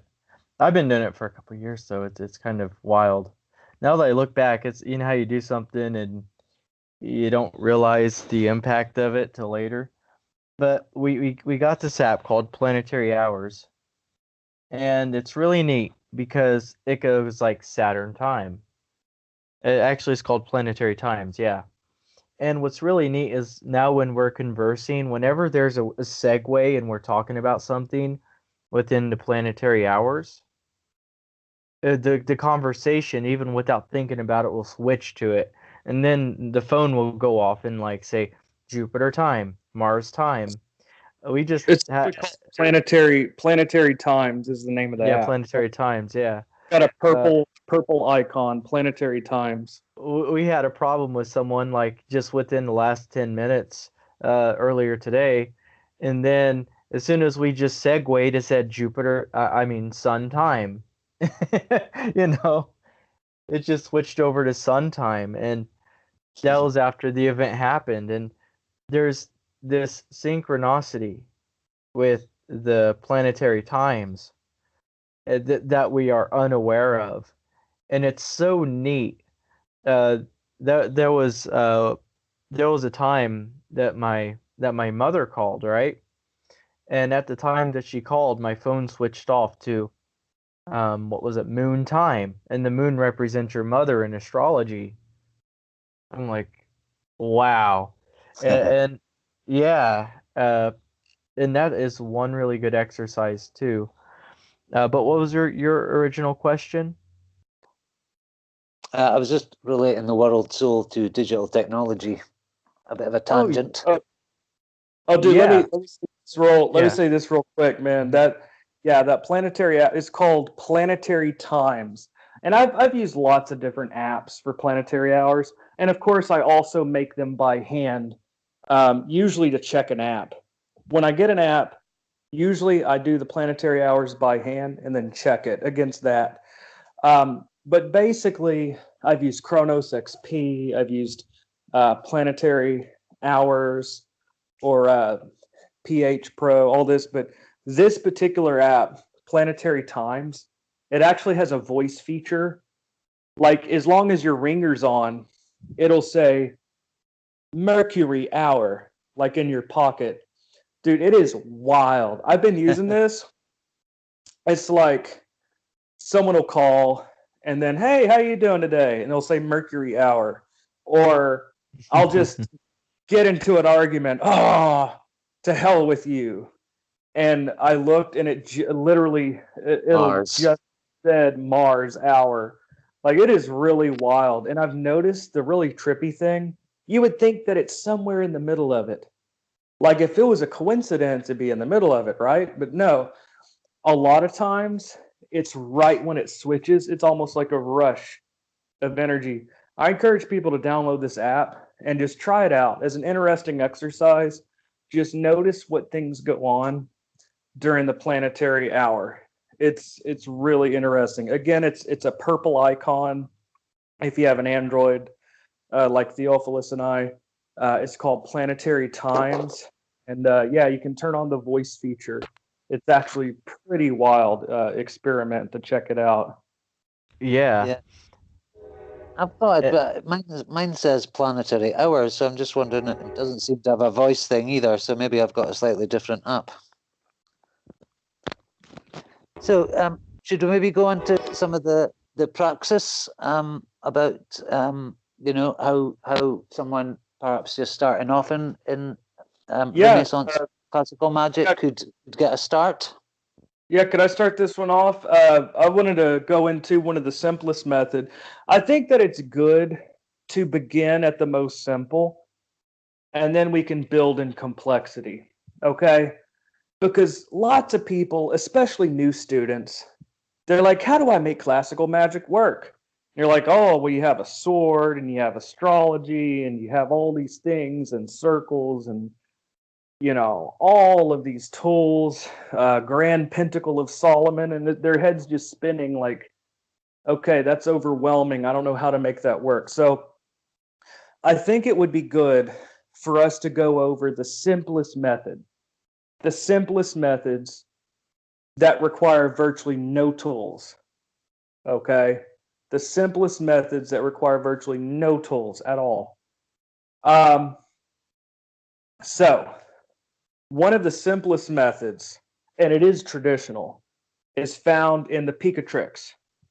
And really, the only thing is the Picatrix, even though this was an Islamic grimoire, I would say this is more of a pagan-friendly approach for people that maybe they're looking for more of a way that's open towards being a pagan, because there's a large pagan community that wants to get into this stuff. If you're pagan and you're like, where are all the pagan grimoires? Even though it is an Islamic grimoire, it's medieval. It's even pre-Renaissance. It's like, what, 10th century? But yeah, the Picatrix, basically, during the planetary day and hour, or really you can scrap the day. The hours are more important. During the planetary hour, during a good astrological time. Now, we really don't have time to go into astrological elections. Astrological elections, or electional astrology, is finding the good time to do something. Okay, so astrological elections means what you're looking for. I don't know. We can go into it here in a minute if we have time. We can go into things like avoiding Algol, which is the demon star, or we can go into all that aspects, all that. But at its basic, during a good time, which we can go into if you want, during a good time, you face the planet, you burn an incense of the planet, and you recite your prayer. that is as easy as it gets. Face the planet, burn an incense of the planet. That's correspondences, say a prayer. That's found in the Picatrix. The Picatrix also says to wear the color, put on clothing of the color of the planet. So if you're working with Saturn, wear black. If you're working with Mars, wear red. If you're working with Jupiter, wear that color. Basically, have the color, face the planet. There are apps. There's an app called Sky Map. It's really awesome. And Sky Map, basically, you can see where everything actually is. But basically, you face the planet, burn the incense associated with the planet, say a prayer. Now, if you have a talisman, you can hold that talisman in the incense smoke while saying the prayer. So it's really interesting. Now, Marsilio Ficino, he was a Christian, but he was also a Neoplatonist. He used the Orphic hymns. So if you want to know a very simple way to work with traditional, classical, the real deal, Renaissance magic, okay? And this really goes back to late antiquity. And again, this is one of those things that are more pagan-friendly. Basically, you burn the incense of the planet during the proper timing and recite the Orphic hymn of the planet. If you're doing a talisman, hold the talisman over the incense while reciting the Orphic hymn. Now, that's the simplest. You can build complexity. Now, what I said, that can just be used by itself. That could be it if you want. That can just be it. But if you say, Taliesin, I'd really like something more complex than that. Okay, so what can I do? Well, you could add in numbers and colors. Green is for Venus, okay? According to Agrippa. Actually, if you're familiar with the Tree of Life, Agrippa uses the same numbers for the planets. So that's, if you already have the Tree of Life memorized, you've already got Agrippa's numbers. Not the squares, but the base numbers. So 3 is Saturn, 4 is Jupiter, 5 is Mars, 6 is the Sun, 7 is Venus. So anyways, Venus, take 7 green candles. Anoint them with rose oil, because rose is sacred to Venus. Burn a Venus incense. Have a copper talisman, that's her metal, during the day and hour of Venus, when Venus is at least free of affliction in the heavens. And basically recite the Orphic hymn to Venus, hold your talisman in the incense smoke.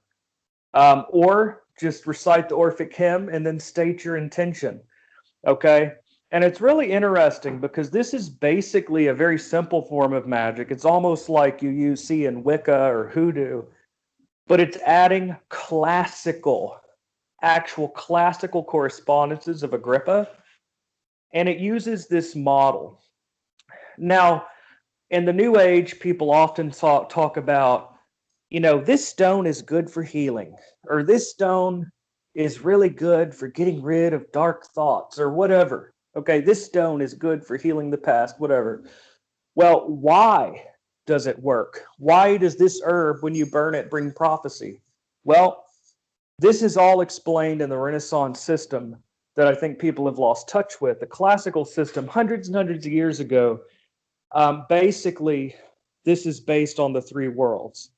This is a planetary magic. So yeah, now, if you're working with actual spirits and summoning them before you, use a circle, period. And it's not that what you're calling is going to hurt you. That's wrong. People have this idea that use circles because you don't want what you're calling to hurt you. No, it's all the other stuff you'll attract. When you call on a spirit, you're drawing other things in the atmosphere to you. It's like moths to a flame. So unless you want a bunch of astral nasties around, don't do it. Use a circle is my advice. Now, it's interesting, the word astral, we say the astral plane, comes from basically the Theosophical Society, Madame Blavatsky. It means astrological. It means of the stars. And it shows that even in the theosophical Blavatsky type of occultism, the astral plane, this terminology stems from the Renaissance and classical worldview or world picture, that above the elementary realm is the celestial realm of astrology. But yeah, now circles are not just an energy field around you. Here's the thing. In the modern New Age, and here's the thing. I'm not trying to be a jerk to anyone. I'm not even trying to say that anyone's wrong. But I'm stating my own opinion and the classical perspective. A circle is not just you visualize a ball of light around you. Here's the thing, and it's a really good question. If you can just visualize a ball of light, why do you not think that a spirit that's more powerful than you, that could actually change world events, why do you think that spirit can't unvisualize it? It's like, I'm going to visualize a circle of light and call on a hostile being. You don't think that spirit could visualize too? Yeah, a circle is something that's marked in the ground with basically protective names, is part of this technology. It is essential to the technology is protective names. Or in the very least, if you look at some of the real old classical stuff, even if the name isn't there, it was cut into the ground with a sharp object, usually made of iron. Now, iron is said to disrupt magnetic energy fields of spirits, all of that. Now, that's a whole other topic, but I just want to emphasize that at least in the classical worldview, a circle was not an energy field. This is something that was taken from the Key of Solomon by Gerald Gardner. Gerald Gardner took this from the Key of Solomon, and so did the Golden Dawn, the Hermetic Order of the Golden Dawn. They took this idea of circles from the Solomonic magic, and they turned it into energy fields. But this is, now it's not saying you can't add energy. I have a circle marked on the ground, and just to be extra careful, I then push energy around it. And there is some precedent for that. And Trithemius is drawing spirits into crystals, which it's debatable whether that's a real classical text. It doesn't appear until Francis Barrett's The Magus. But anyways, as long as you're not calling on a specific spirit to like appear before you, I think it's fine.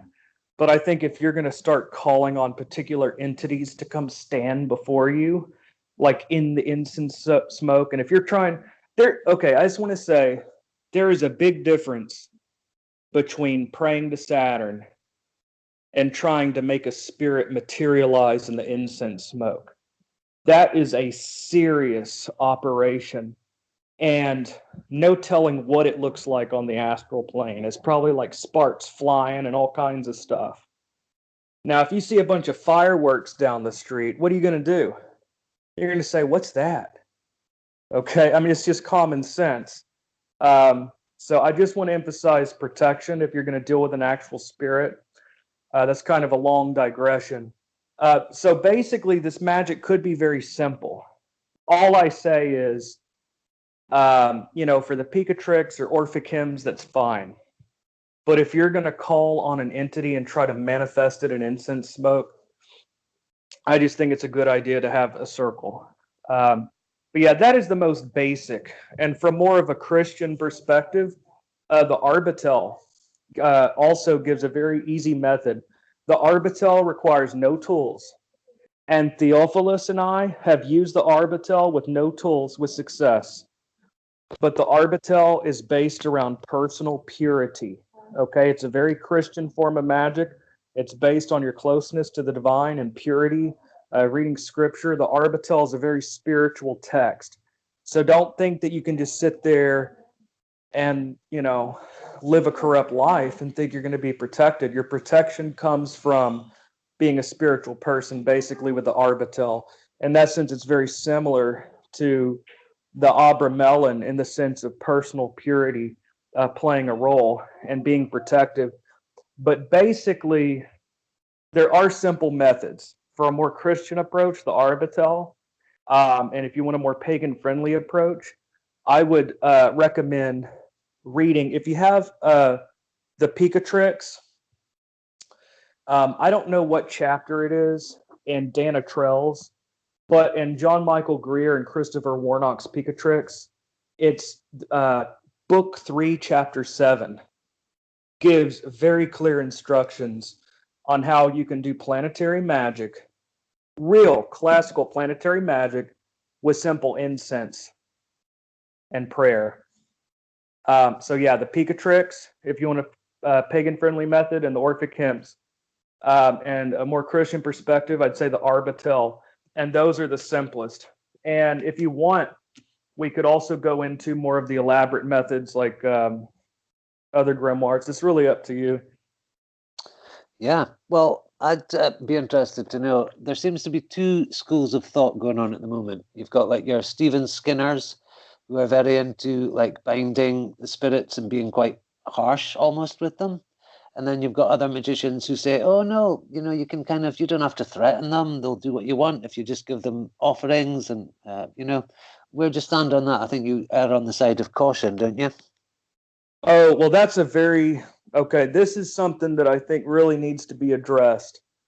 Okay, it really depends on what you're working with, first of all.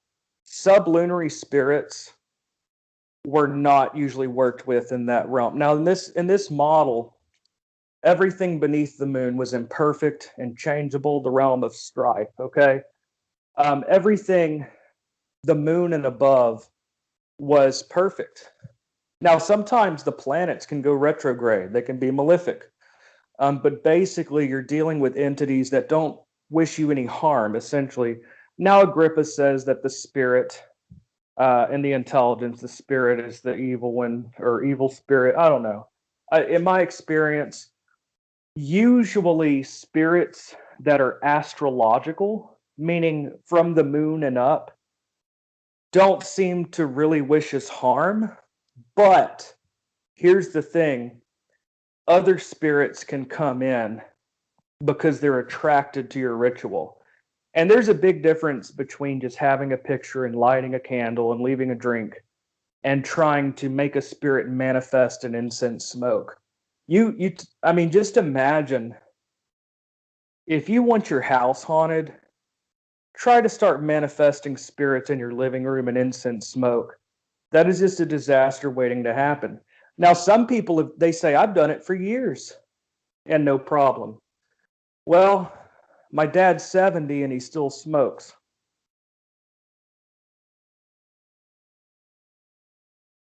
That doesn't mean that you're harsh or you curse or any of that. It doesn't mean that either. You should always be respectful. Just because you're working with a spirit that could be malevolent or hostile, that doesn't mean that you have to enter in with curses and all that. Really, the Ars Goetia, you have a bunch of like really pleasant conjurations until you get to the last one.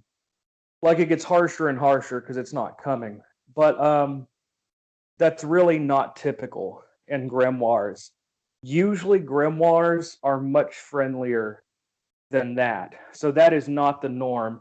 So people tend to have this idea that magicians are out telling, come into this triangle and do this for me, or I'm gonna slap your mama or something. And that's just not how it is. I think that's a misconception. Like I said, the Ars Goetia does have some really harsh conjurations, but that's really not the norm. If you're working with an archangel of the sun, Saint Michael or something, right? You don't need to be protected from Saint Michael. But it's still good to have a circle because other things may be attracted to your ritual. You can give offerings, but I'd give an offering with a good circle. I'll put it that way. You could still give a nice little drink offering, and you could still be nice and make a nice petition. But I would use a circle. I mean, so that's like a happy medium, right? It's like not one extreme or the other. You can offer a drink offering and say, hey, do you mind doing this? But that's you also being protected at the same time. I think that's absolutely fascinating. And I mean, before I really got friendly with Theophilos, and kind of now through you, a lot of my friends were telling me, "Oh no, these guys aren't demons. They're just old gods, and they're fine, and they're totally safe to work with, and don't worry." And it's got me thinking: are they? And is there any real point in working with demons when we could be working with angels? Although maybe the angels won't give you the instant results that the demons will. Yeah, I've heard that argument many times over the years. It's a very common thing that people say nowadays. And I'm not condemning those people by any means, but sometimes you have to state your own opinion. They have no opinion stating their opinion. I mean, they have no problem saying what they think. They have no problem stating their opinion. So they have their opinion, and that's fine. And this is my opinion. I personally, I think they're wrong, and that's just my honest view. So, Theophilos, what do you make of this conversation? No, I think I would agree with most of it. I think that like I said, my perspective, I would say, is very similar to Talisman's. Really. It's I've had horrible experiences with lower level spirits and sublunary spirits as well. I try to avoid those for the most part. I mean, I think that they can be useful because they're a part of creation, just as the Arbitel states. But for even they have their virtues. Otherwise, I don't think that they would be able to be used. Okay. What would we like to go into next? Anything that you'd like to bring up, Theophilus, or I think we covered a lot of it. Oh, yeah. Well, I want to go a little bit into the more elaborate methods because we went into a really simple method. If that's cool with y'all. Yeah, of course. All right. So, Theophilus, do you want to take this? Or should I start? I'll let you take it. Okay. Well, at its most simplest, you light an incense, you face the planet, you say a prayer. Very basic. During the proper timing, of course. If you want to get more elaborate, it's a good idea to have some kind of a circle. Now, how do you make a circle? Well, the Key of Solomon says to carve it into the earth with a consecrated black-handled knife or with a sword, okay? But what if you can't carve it into the earth? What if you can't do that? There is some precedent for using consecrated paper. As odd as it may sound, there is some precedent for using consecrated paper. How would you consecrate paper? Well, okay, it's found in some of the Faustian grimoires, which I'm not really an expert in, but I know it appears in there. And also Dr. Rudd mentions using consecrated paper. So it's very common in the grimoire, in the traditional grimoire community, to use canvas. Go get a giant canvas and do your circle. I've also seen it where people get poster board and people are like, is that really traditional? Well, there's a precedent for it in the grimoires to use paper, and basically it's a paper product. Some people use cloth. I don't like to do that because it just wrinkles so easily unless you use some kind of fabric that doesn't wrinkle. But basically what I personally like to do is, okay, what do you make it out of? Some people like to use chalk. Now you can use chalk on wood or concrete or something. Chalk, the Feast of Epiphany in the Catholic Church and some traditional Catholic churches, you can get church chalk. Very effective. Joseph Lazuski mentions this. Also, charcoal is very common for making a black, dark color. Charcoal blended with holy water is what I normally use to make the circle. I usually do the circle of consecrations, which has 4 divine names and either 4 pentagrams or 4 hexagrams dividing the names. So you have your circle. That is the basic element of protection. Next thing for protection is a sword. Now, the sword should be carbonized steel. It should not be stainless steel because that really works with the chemical makeup. Carbonized steel sword. Sharpen it. steel is an alloy of iron, and iron is said to interact with a spirit. It's electromagnetic energy, I guess. So if you swipe an iron at a spirit, it's believed to actually harm it. And this is a very ancient concept. The PGM, 2,000 years ago, the Greek magical papyri mentions iron as being protective. And again, some people believe, speculate that it interacts with their electromagnetic field. So yeah, a steel sword, if something comes after you, you can swipe it with that sword. We know this one occultist, it's really funny. She has Solomonic throwing knives. Okay. And it's not that you're hateful to the spirits. I think that there's this perception in the occult community. So I want to make it very clear. You're not protecting yourself from what you call necessarily. You're protecting yourself from all the other stuff. This is protective equipment, like wearing a hard hat, for if you're trying to get a spirit to manifest right in front of you, face to face, an instant smoke or something, okay? You talk about a house getting haunted, start trying to manifest spirits in your living room. Anyways, yeah, bad idea. But the circle, the sword, it's just for protection. Okay, if anything goes bad, you have that self-defense. Yeah, so it's like a shield and sword, basically. So yeah, but and then there's also the Grand Pentacle of Solomon. This is the third level of protection. If you read the Heptameron, it's like a hexagram, and it says like expus or whatever. But really, it's Greek letters. The X is a K. P is actually an R. The U is E. It actually says basically Christ, basically is what it says. But it looks like in English letters, we think it says expus. You see it in Heptameron in a hexagram. It's called the Grand Pentacle of Solomon. It's the most common protective amulet you see in the grimoires. You see it in the Book of Oberon. The Book of Oberon. You see it in the Cunning Man's Grimoire, recently published by Stephen Skinner. You see it in the Heptameron, the Key of Solomon. This is called the Grand Pentacle of Solomon. It is protective. So what do you make it out of? Of course, I'm going off real quick here. I think it's good. It depends on your ethics. Some people would never use an animal product, and that's fine. That's your ethics. If you want to be really traditional, goat skin parchment can be found on Etsy. Now, what do you make it out of? Some people would use ink. But if you really want to be traditional, the Rabbi Solomon, you see it, in the Abognazar version of the Key of Solomon.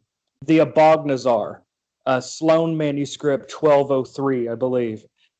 It mentions making it out of gold. Okay? Now, you can get 24 karat gold leaf paper.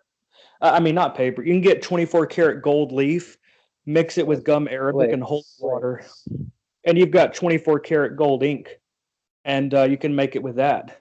Then you have your Grand Pentacle of Solomon that protects you. You have your circle, your sword. You could go on and make the bloodstone amulet. You just get a little Dremel or something and make the little symbol like you see in De Secretis or in the Universal Treatise version of the Key of Solomon. Put your initials in there. That's also protective.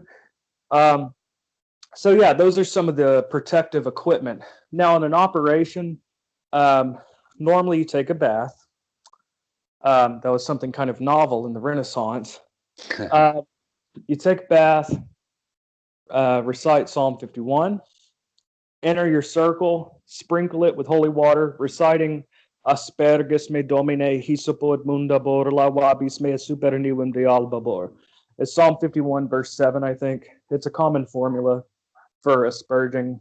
And then I like to actually trace. The circle is on the ground, but I like to actually trace it with energy. I do.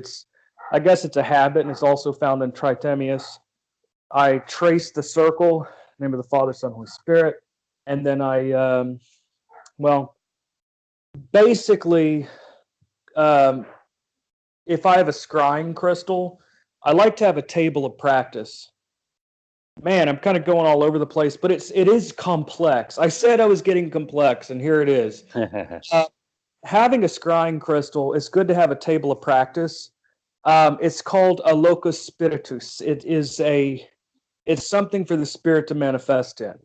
Now, tables of practice, like if you look at the Almadel of Solomon made out of beeswax, you can get 100% beeswax on eBay.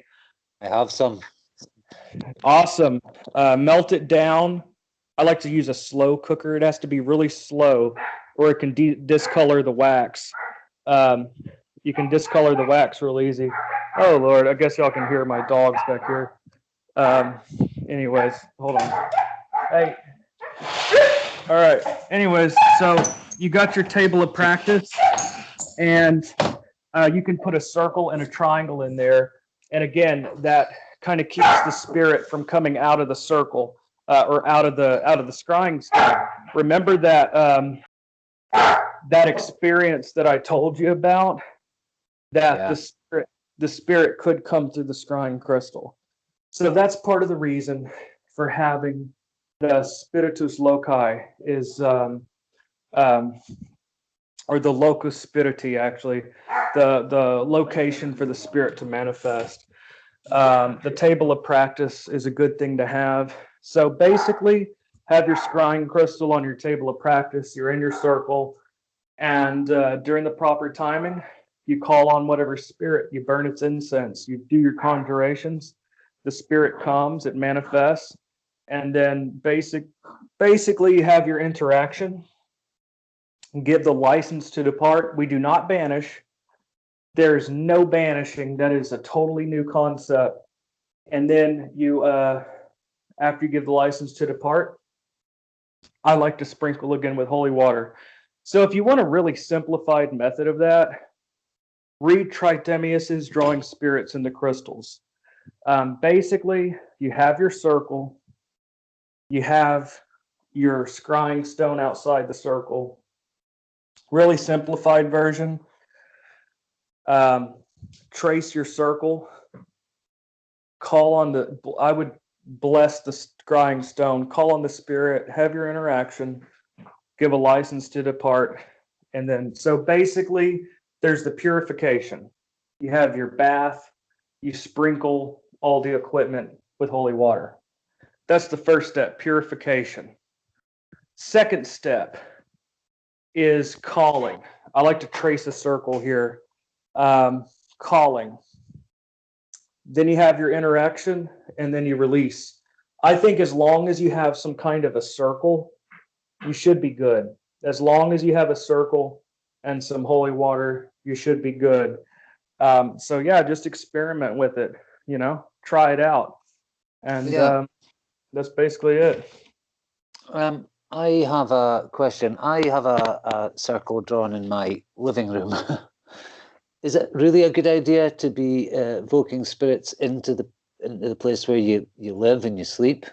Or is it, not everyone can have a separate temple, of course, but I mean, even I'm just a little bit concerned that there might be like stuff running around my house all the time. Oh, yeah, your house will get haunted. It'll happen. Poltergeist activity, it happens. Of course, if it gets too far out of hand, then you have to do something about it. To me, it's going to happen, man. I mean, there's no way around the poltergeist.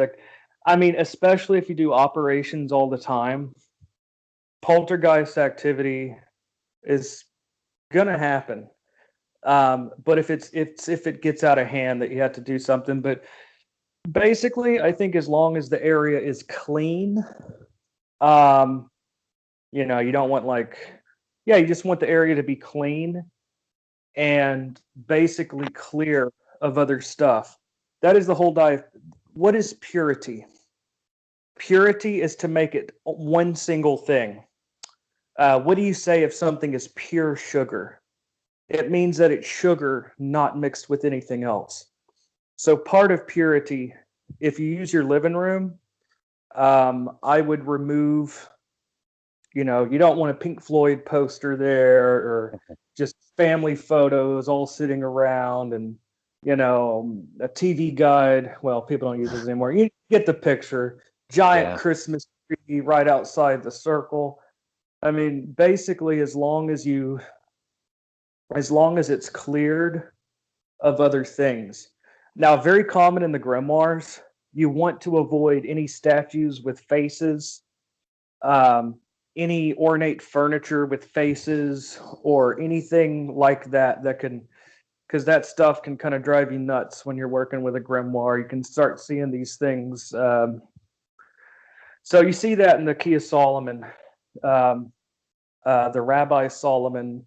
You see it in Welcome Manuscript 4670.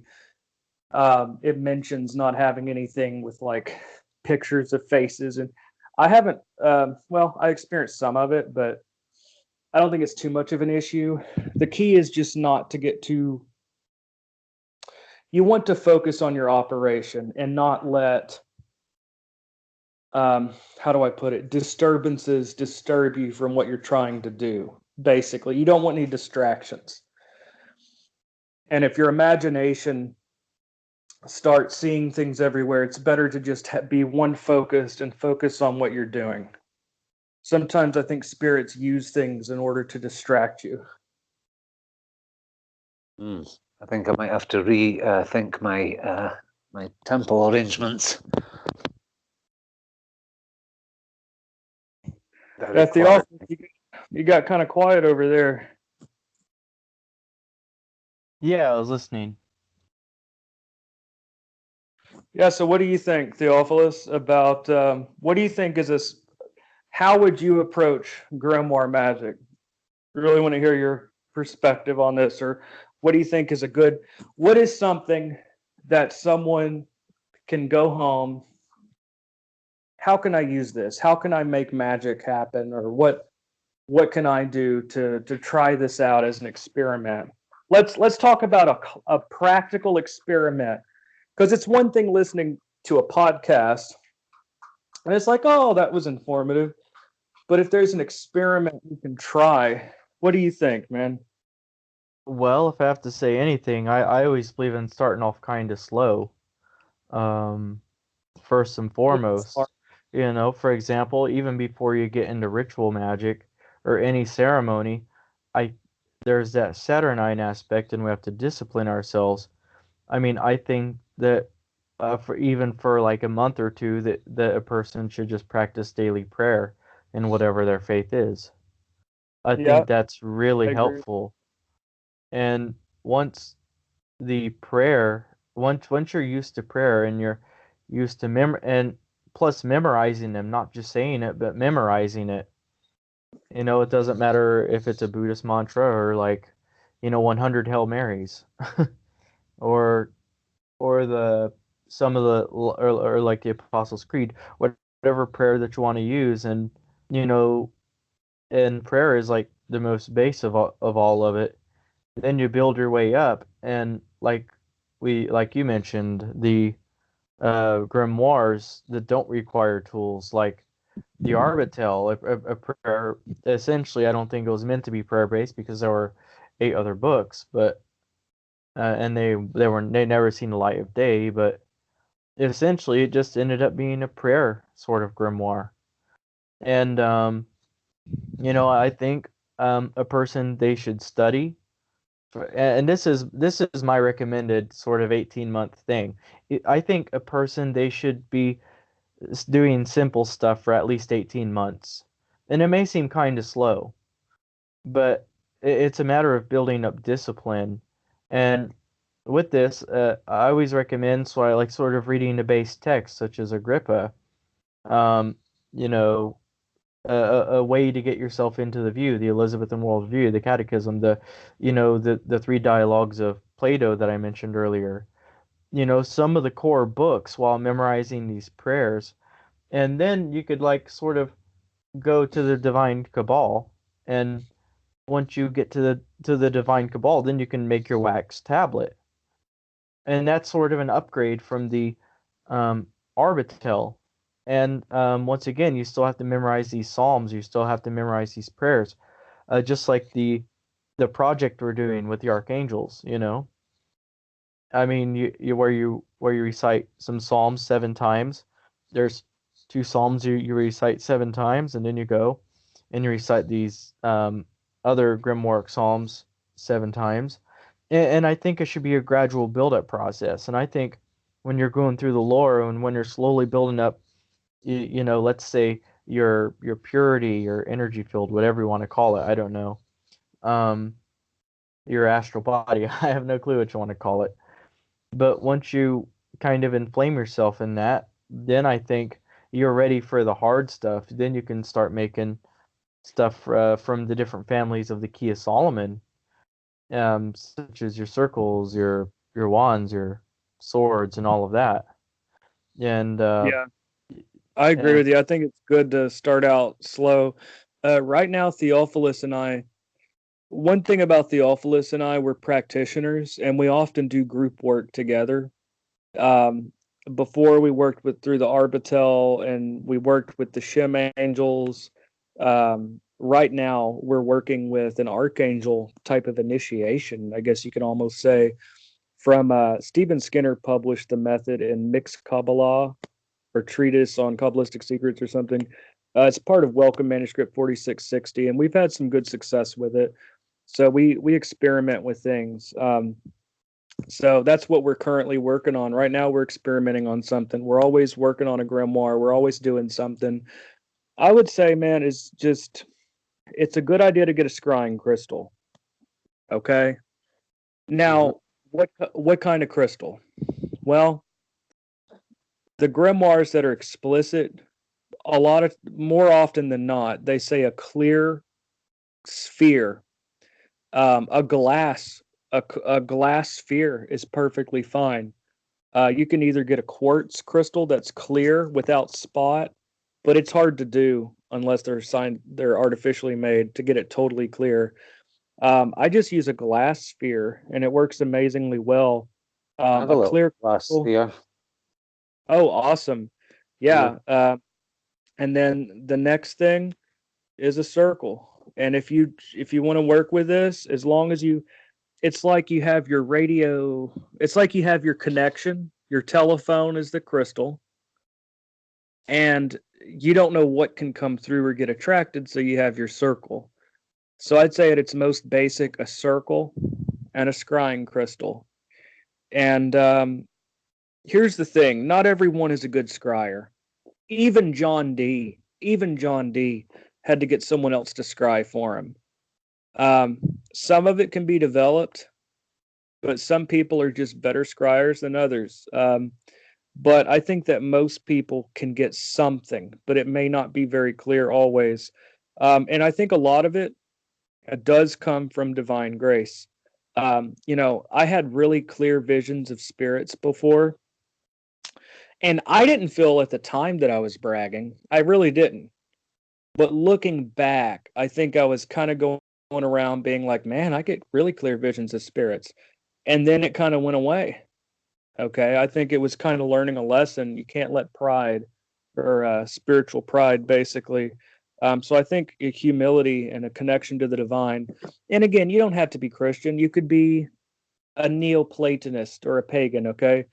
And the reason I say this is simply because there's such a big pagan community out there. I want them to feel that they have a way into this as well. If you're a pagan and you want to get into this type of magic, you can do it, but you need to understand Platonism, Neoplatonism, and Hermetism. If you're a pagan and you want to get into this stuff, you need to understand the Neoplatonic model.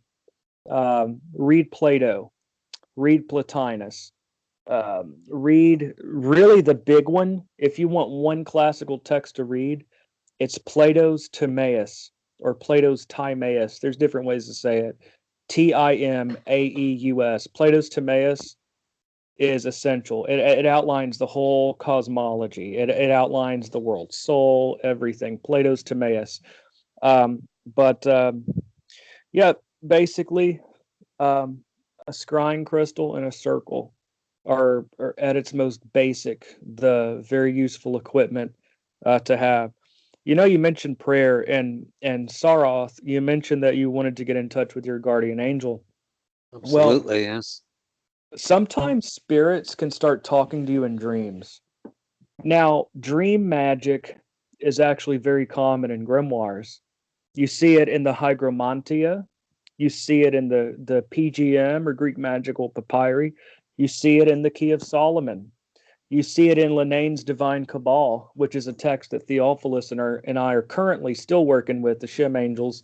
Again, Theophilos and I, we do the work. We're actually practitioners.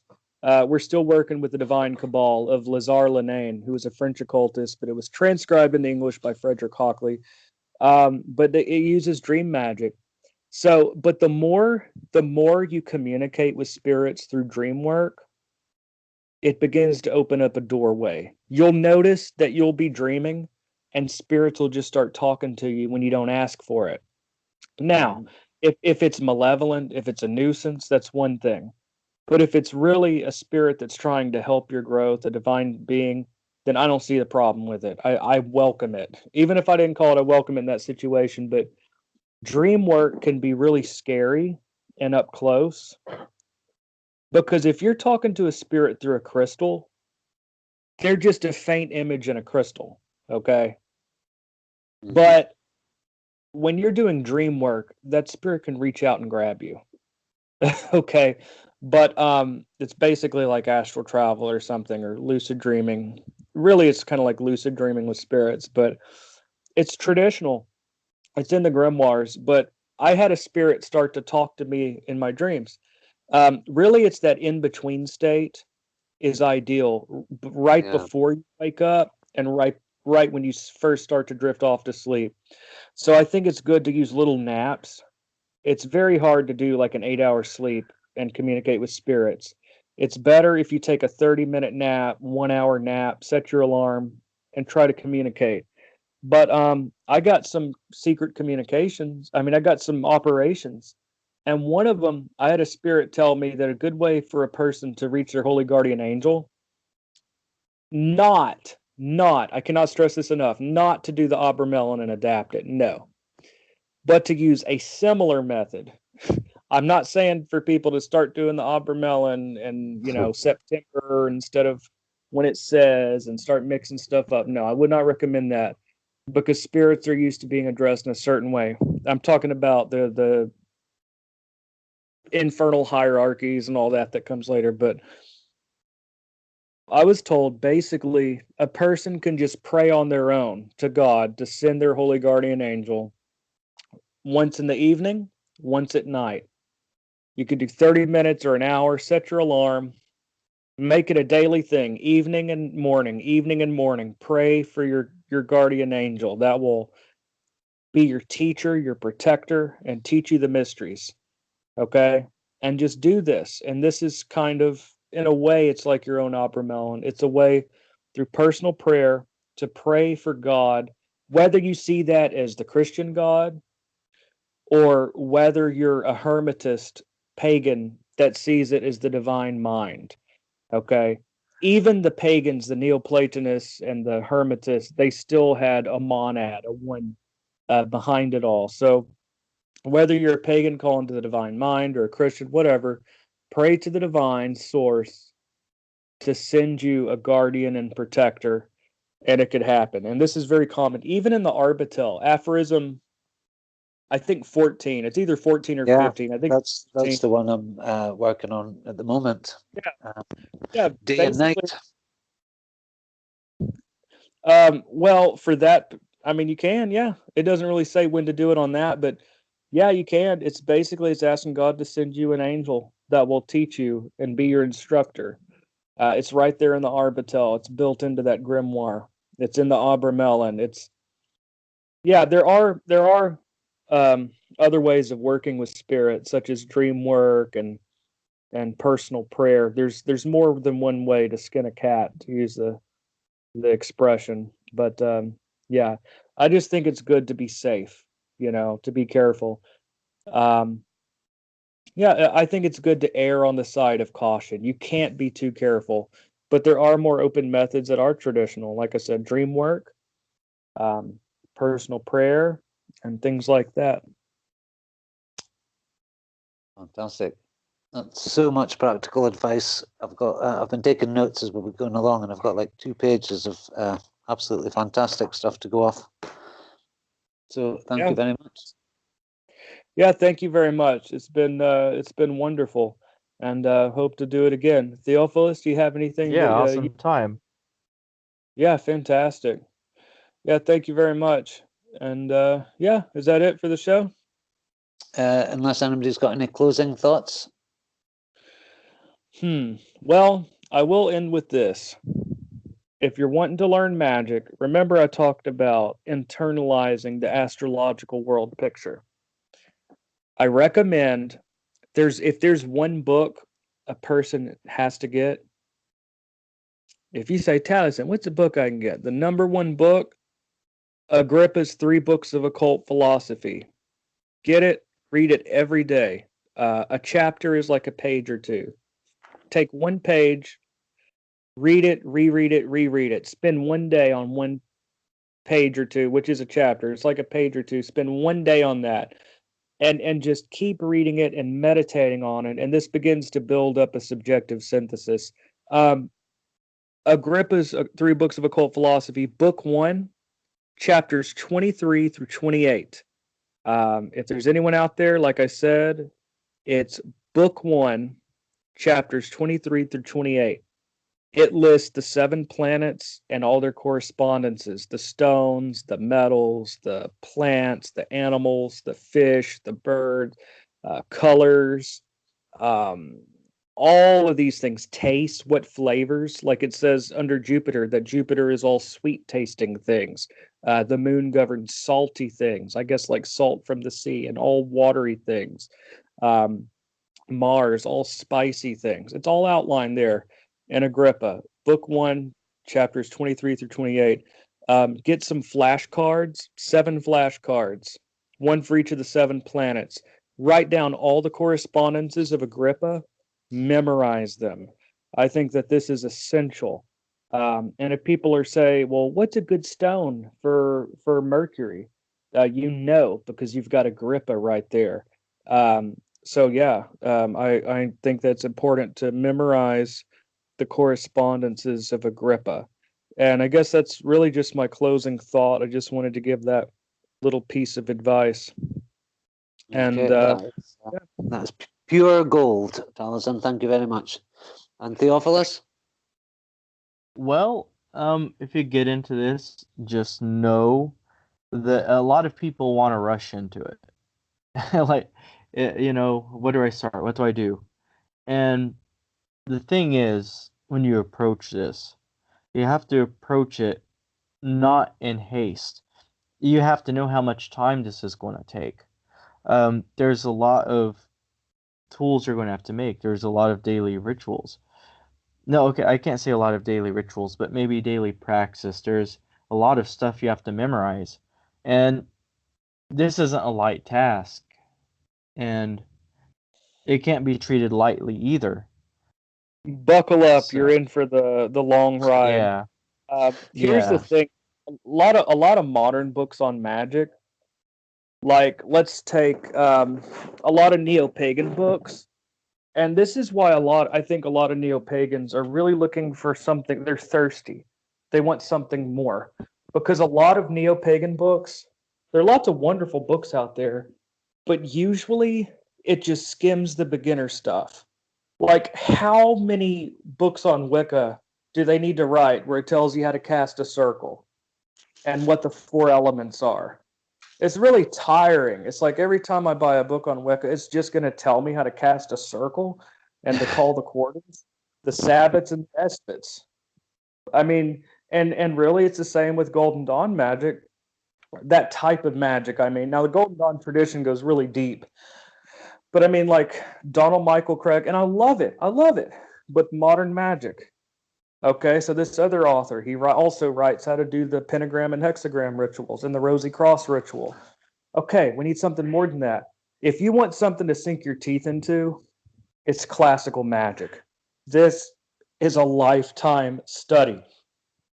You can You can be studying and practicing for 10 years, and you've just barely begun to skim the surface of the philosophy, of the practice, of the methods. And it can be overwhelming. But if you want something to sink your teeth into, it's like, okay, I've read Rigardi's Golden Dawn. I've read 6 books on Wicca. They all say how to cast a circle. I need something more. I've even gotten into Crowley. I've read about his book on yoga and the Holy Guardian Angel, and the Law of Liberty and all the things on freedom, and they want something more. Classical magic is where it's at. It goes very deep, man, and so unlike with other traditions, you're not going to get bored in a year or two of study, like happens a lot of times. So yeah, take your time, because this is a lifetime of knowledge. You're dealing with the knowledge of the ancients. This is the knowledge. This is a collection of knowledge that's very, very old. People have been practicing this stuff for centuries, and beyond that, really thousands of years. Let me just end with this. I don't want to totally go off in the subject, but around 2,000 years ago, we have Platonism or Neoplatonism, Neo-Pythagoreanism, Hermetism, all of these things, systems of magic, philosophy. Where did they get all this stuff? Astrology, all this stuff. Where did all this stuff come from? Now we get it through a Greek lens. Everything comes through the Greeks, basically. The Greeks themselves say they got it from the Egyptians, they got it from the Babylonians. So even though we say that these methods are like 2,000 years old, it didn't just fall out of the sky 2,000 years ago. And this stuff probably is thousands, plural, of years old. This is like really ancient. We're looking at the collection of human knowledge and wisdom, literature, wisdom teachings of how to interact with the spiritual realm and to ascend and basically scale the heavens. So you can't expect to learn the wisdom of the world in a year or 2 or even 3. So, yeah, buckle up for the long ride. That's all I've got to say. Fantastic. That was, we've got to do this again soon. We'll only just, it feels like we're just scraping the surface, and that's another 3 hours we've done tonight. So, yeah, brilliant. Loved it. Fantastic. Okay, guys, thank you so much. Thank you, Theophilos, my new teacher, and it's I'm going to announce to the world that Theophilos has taken me on as a student. So I'm going to be, I've learned so much from him already. So congratulations, man. You've got a good teacher there. I know, one of the best. So I'm just going to do my best, and like you say, buckle up for the long ride.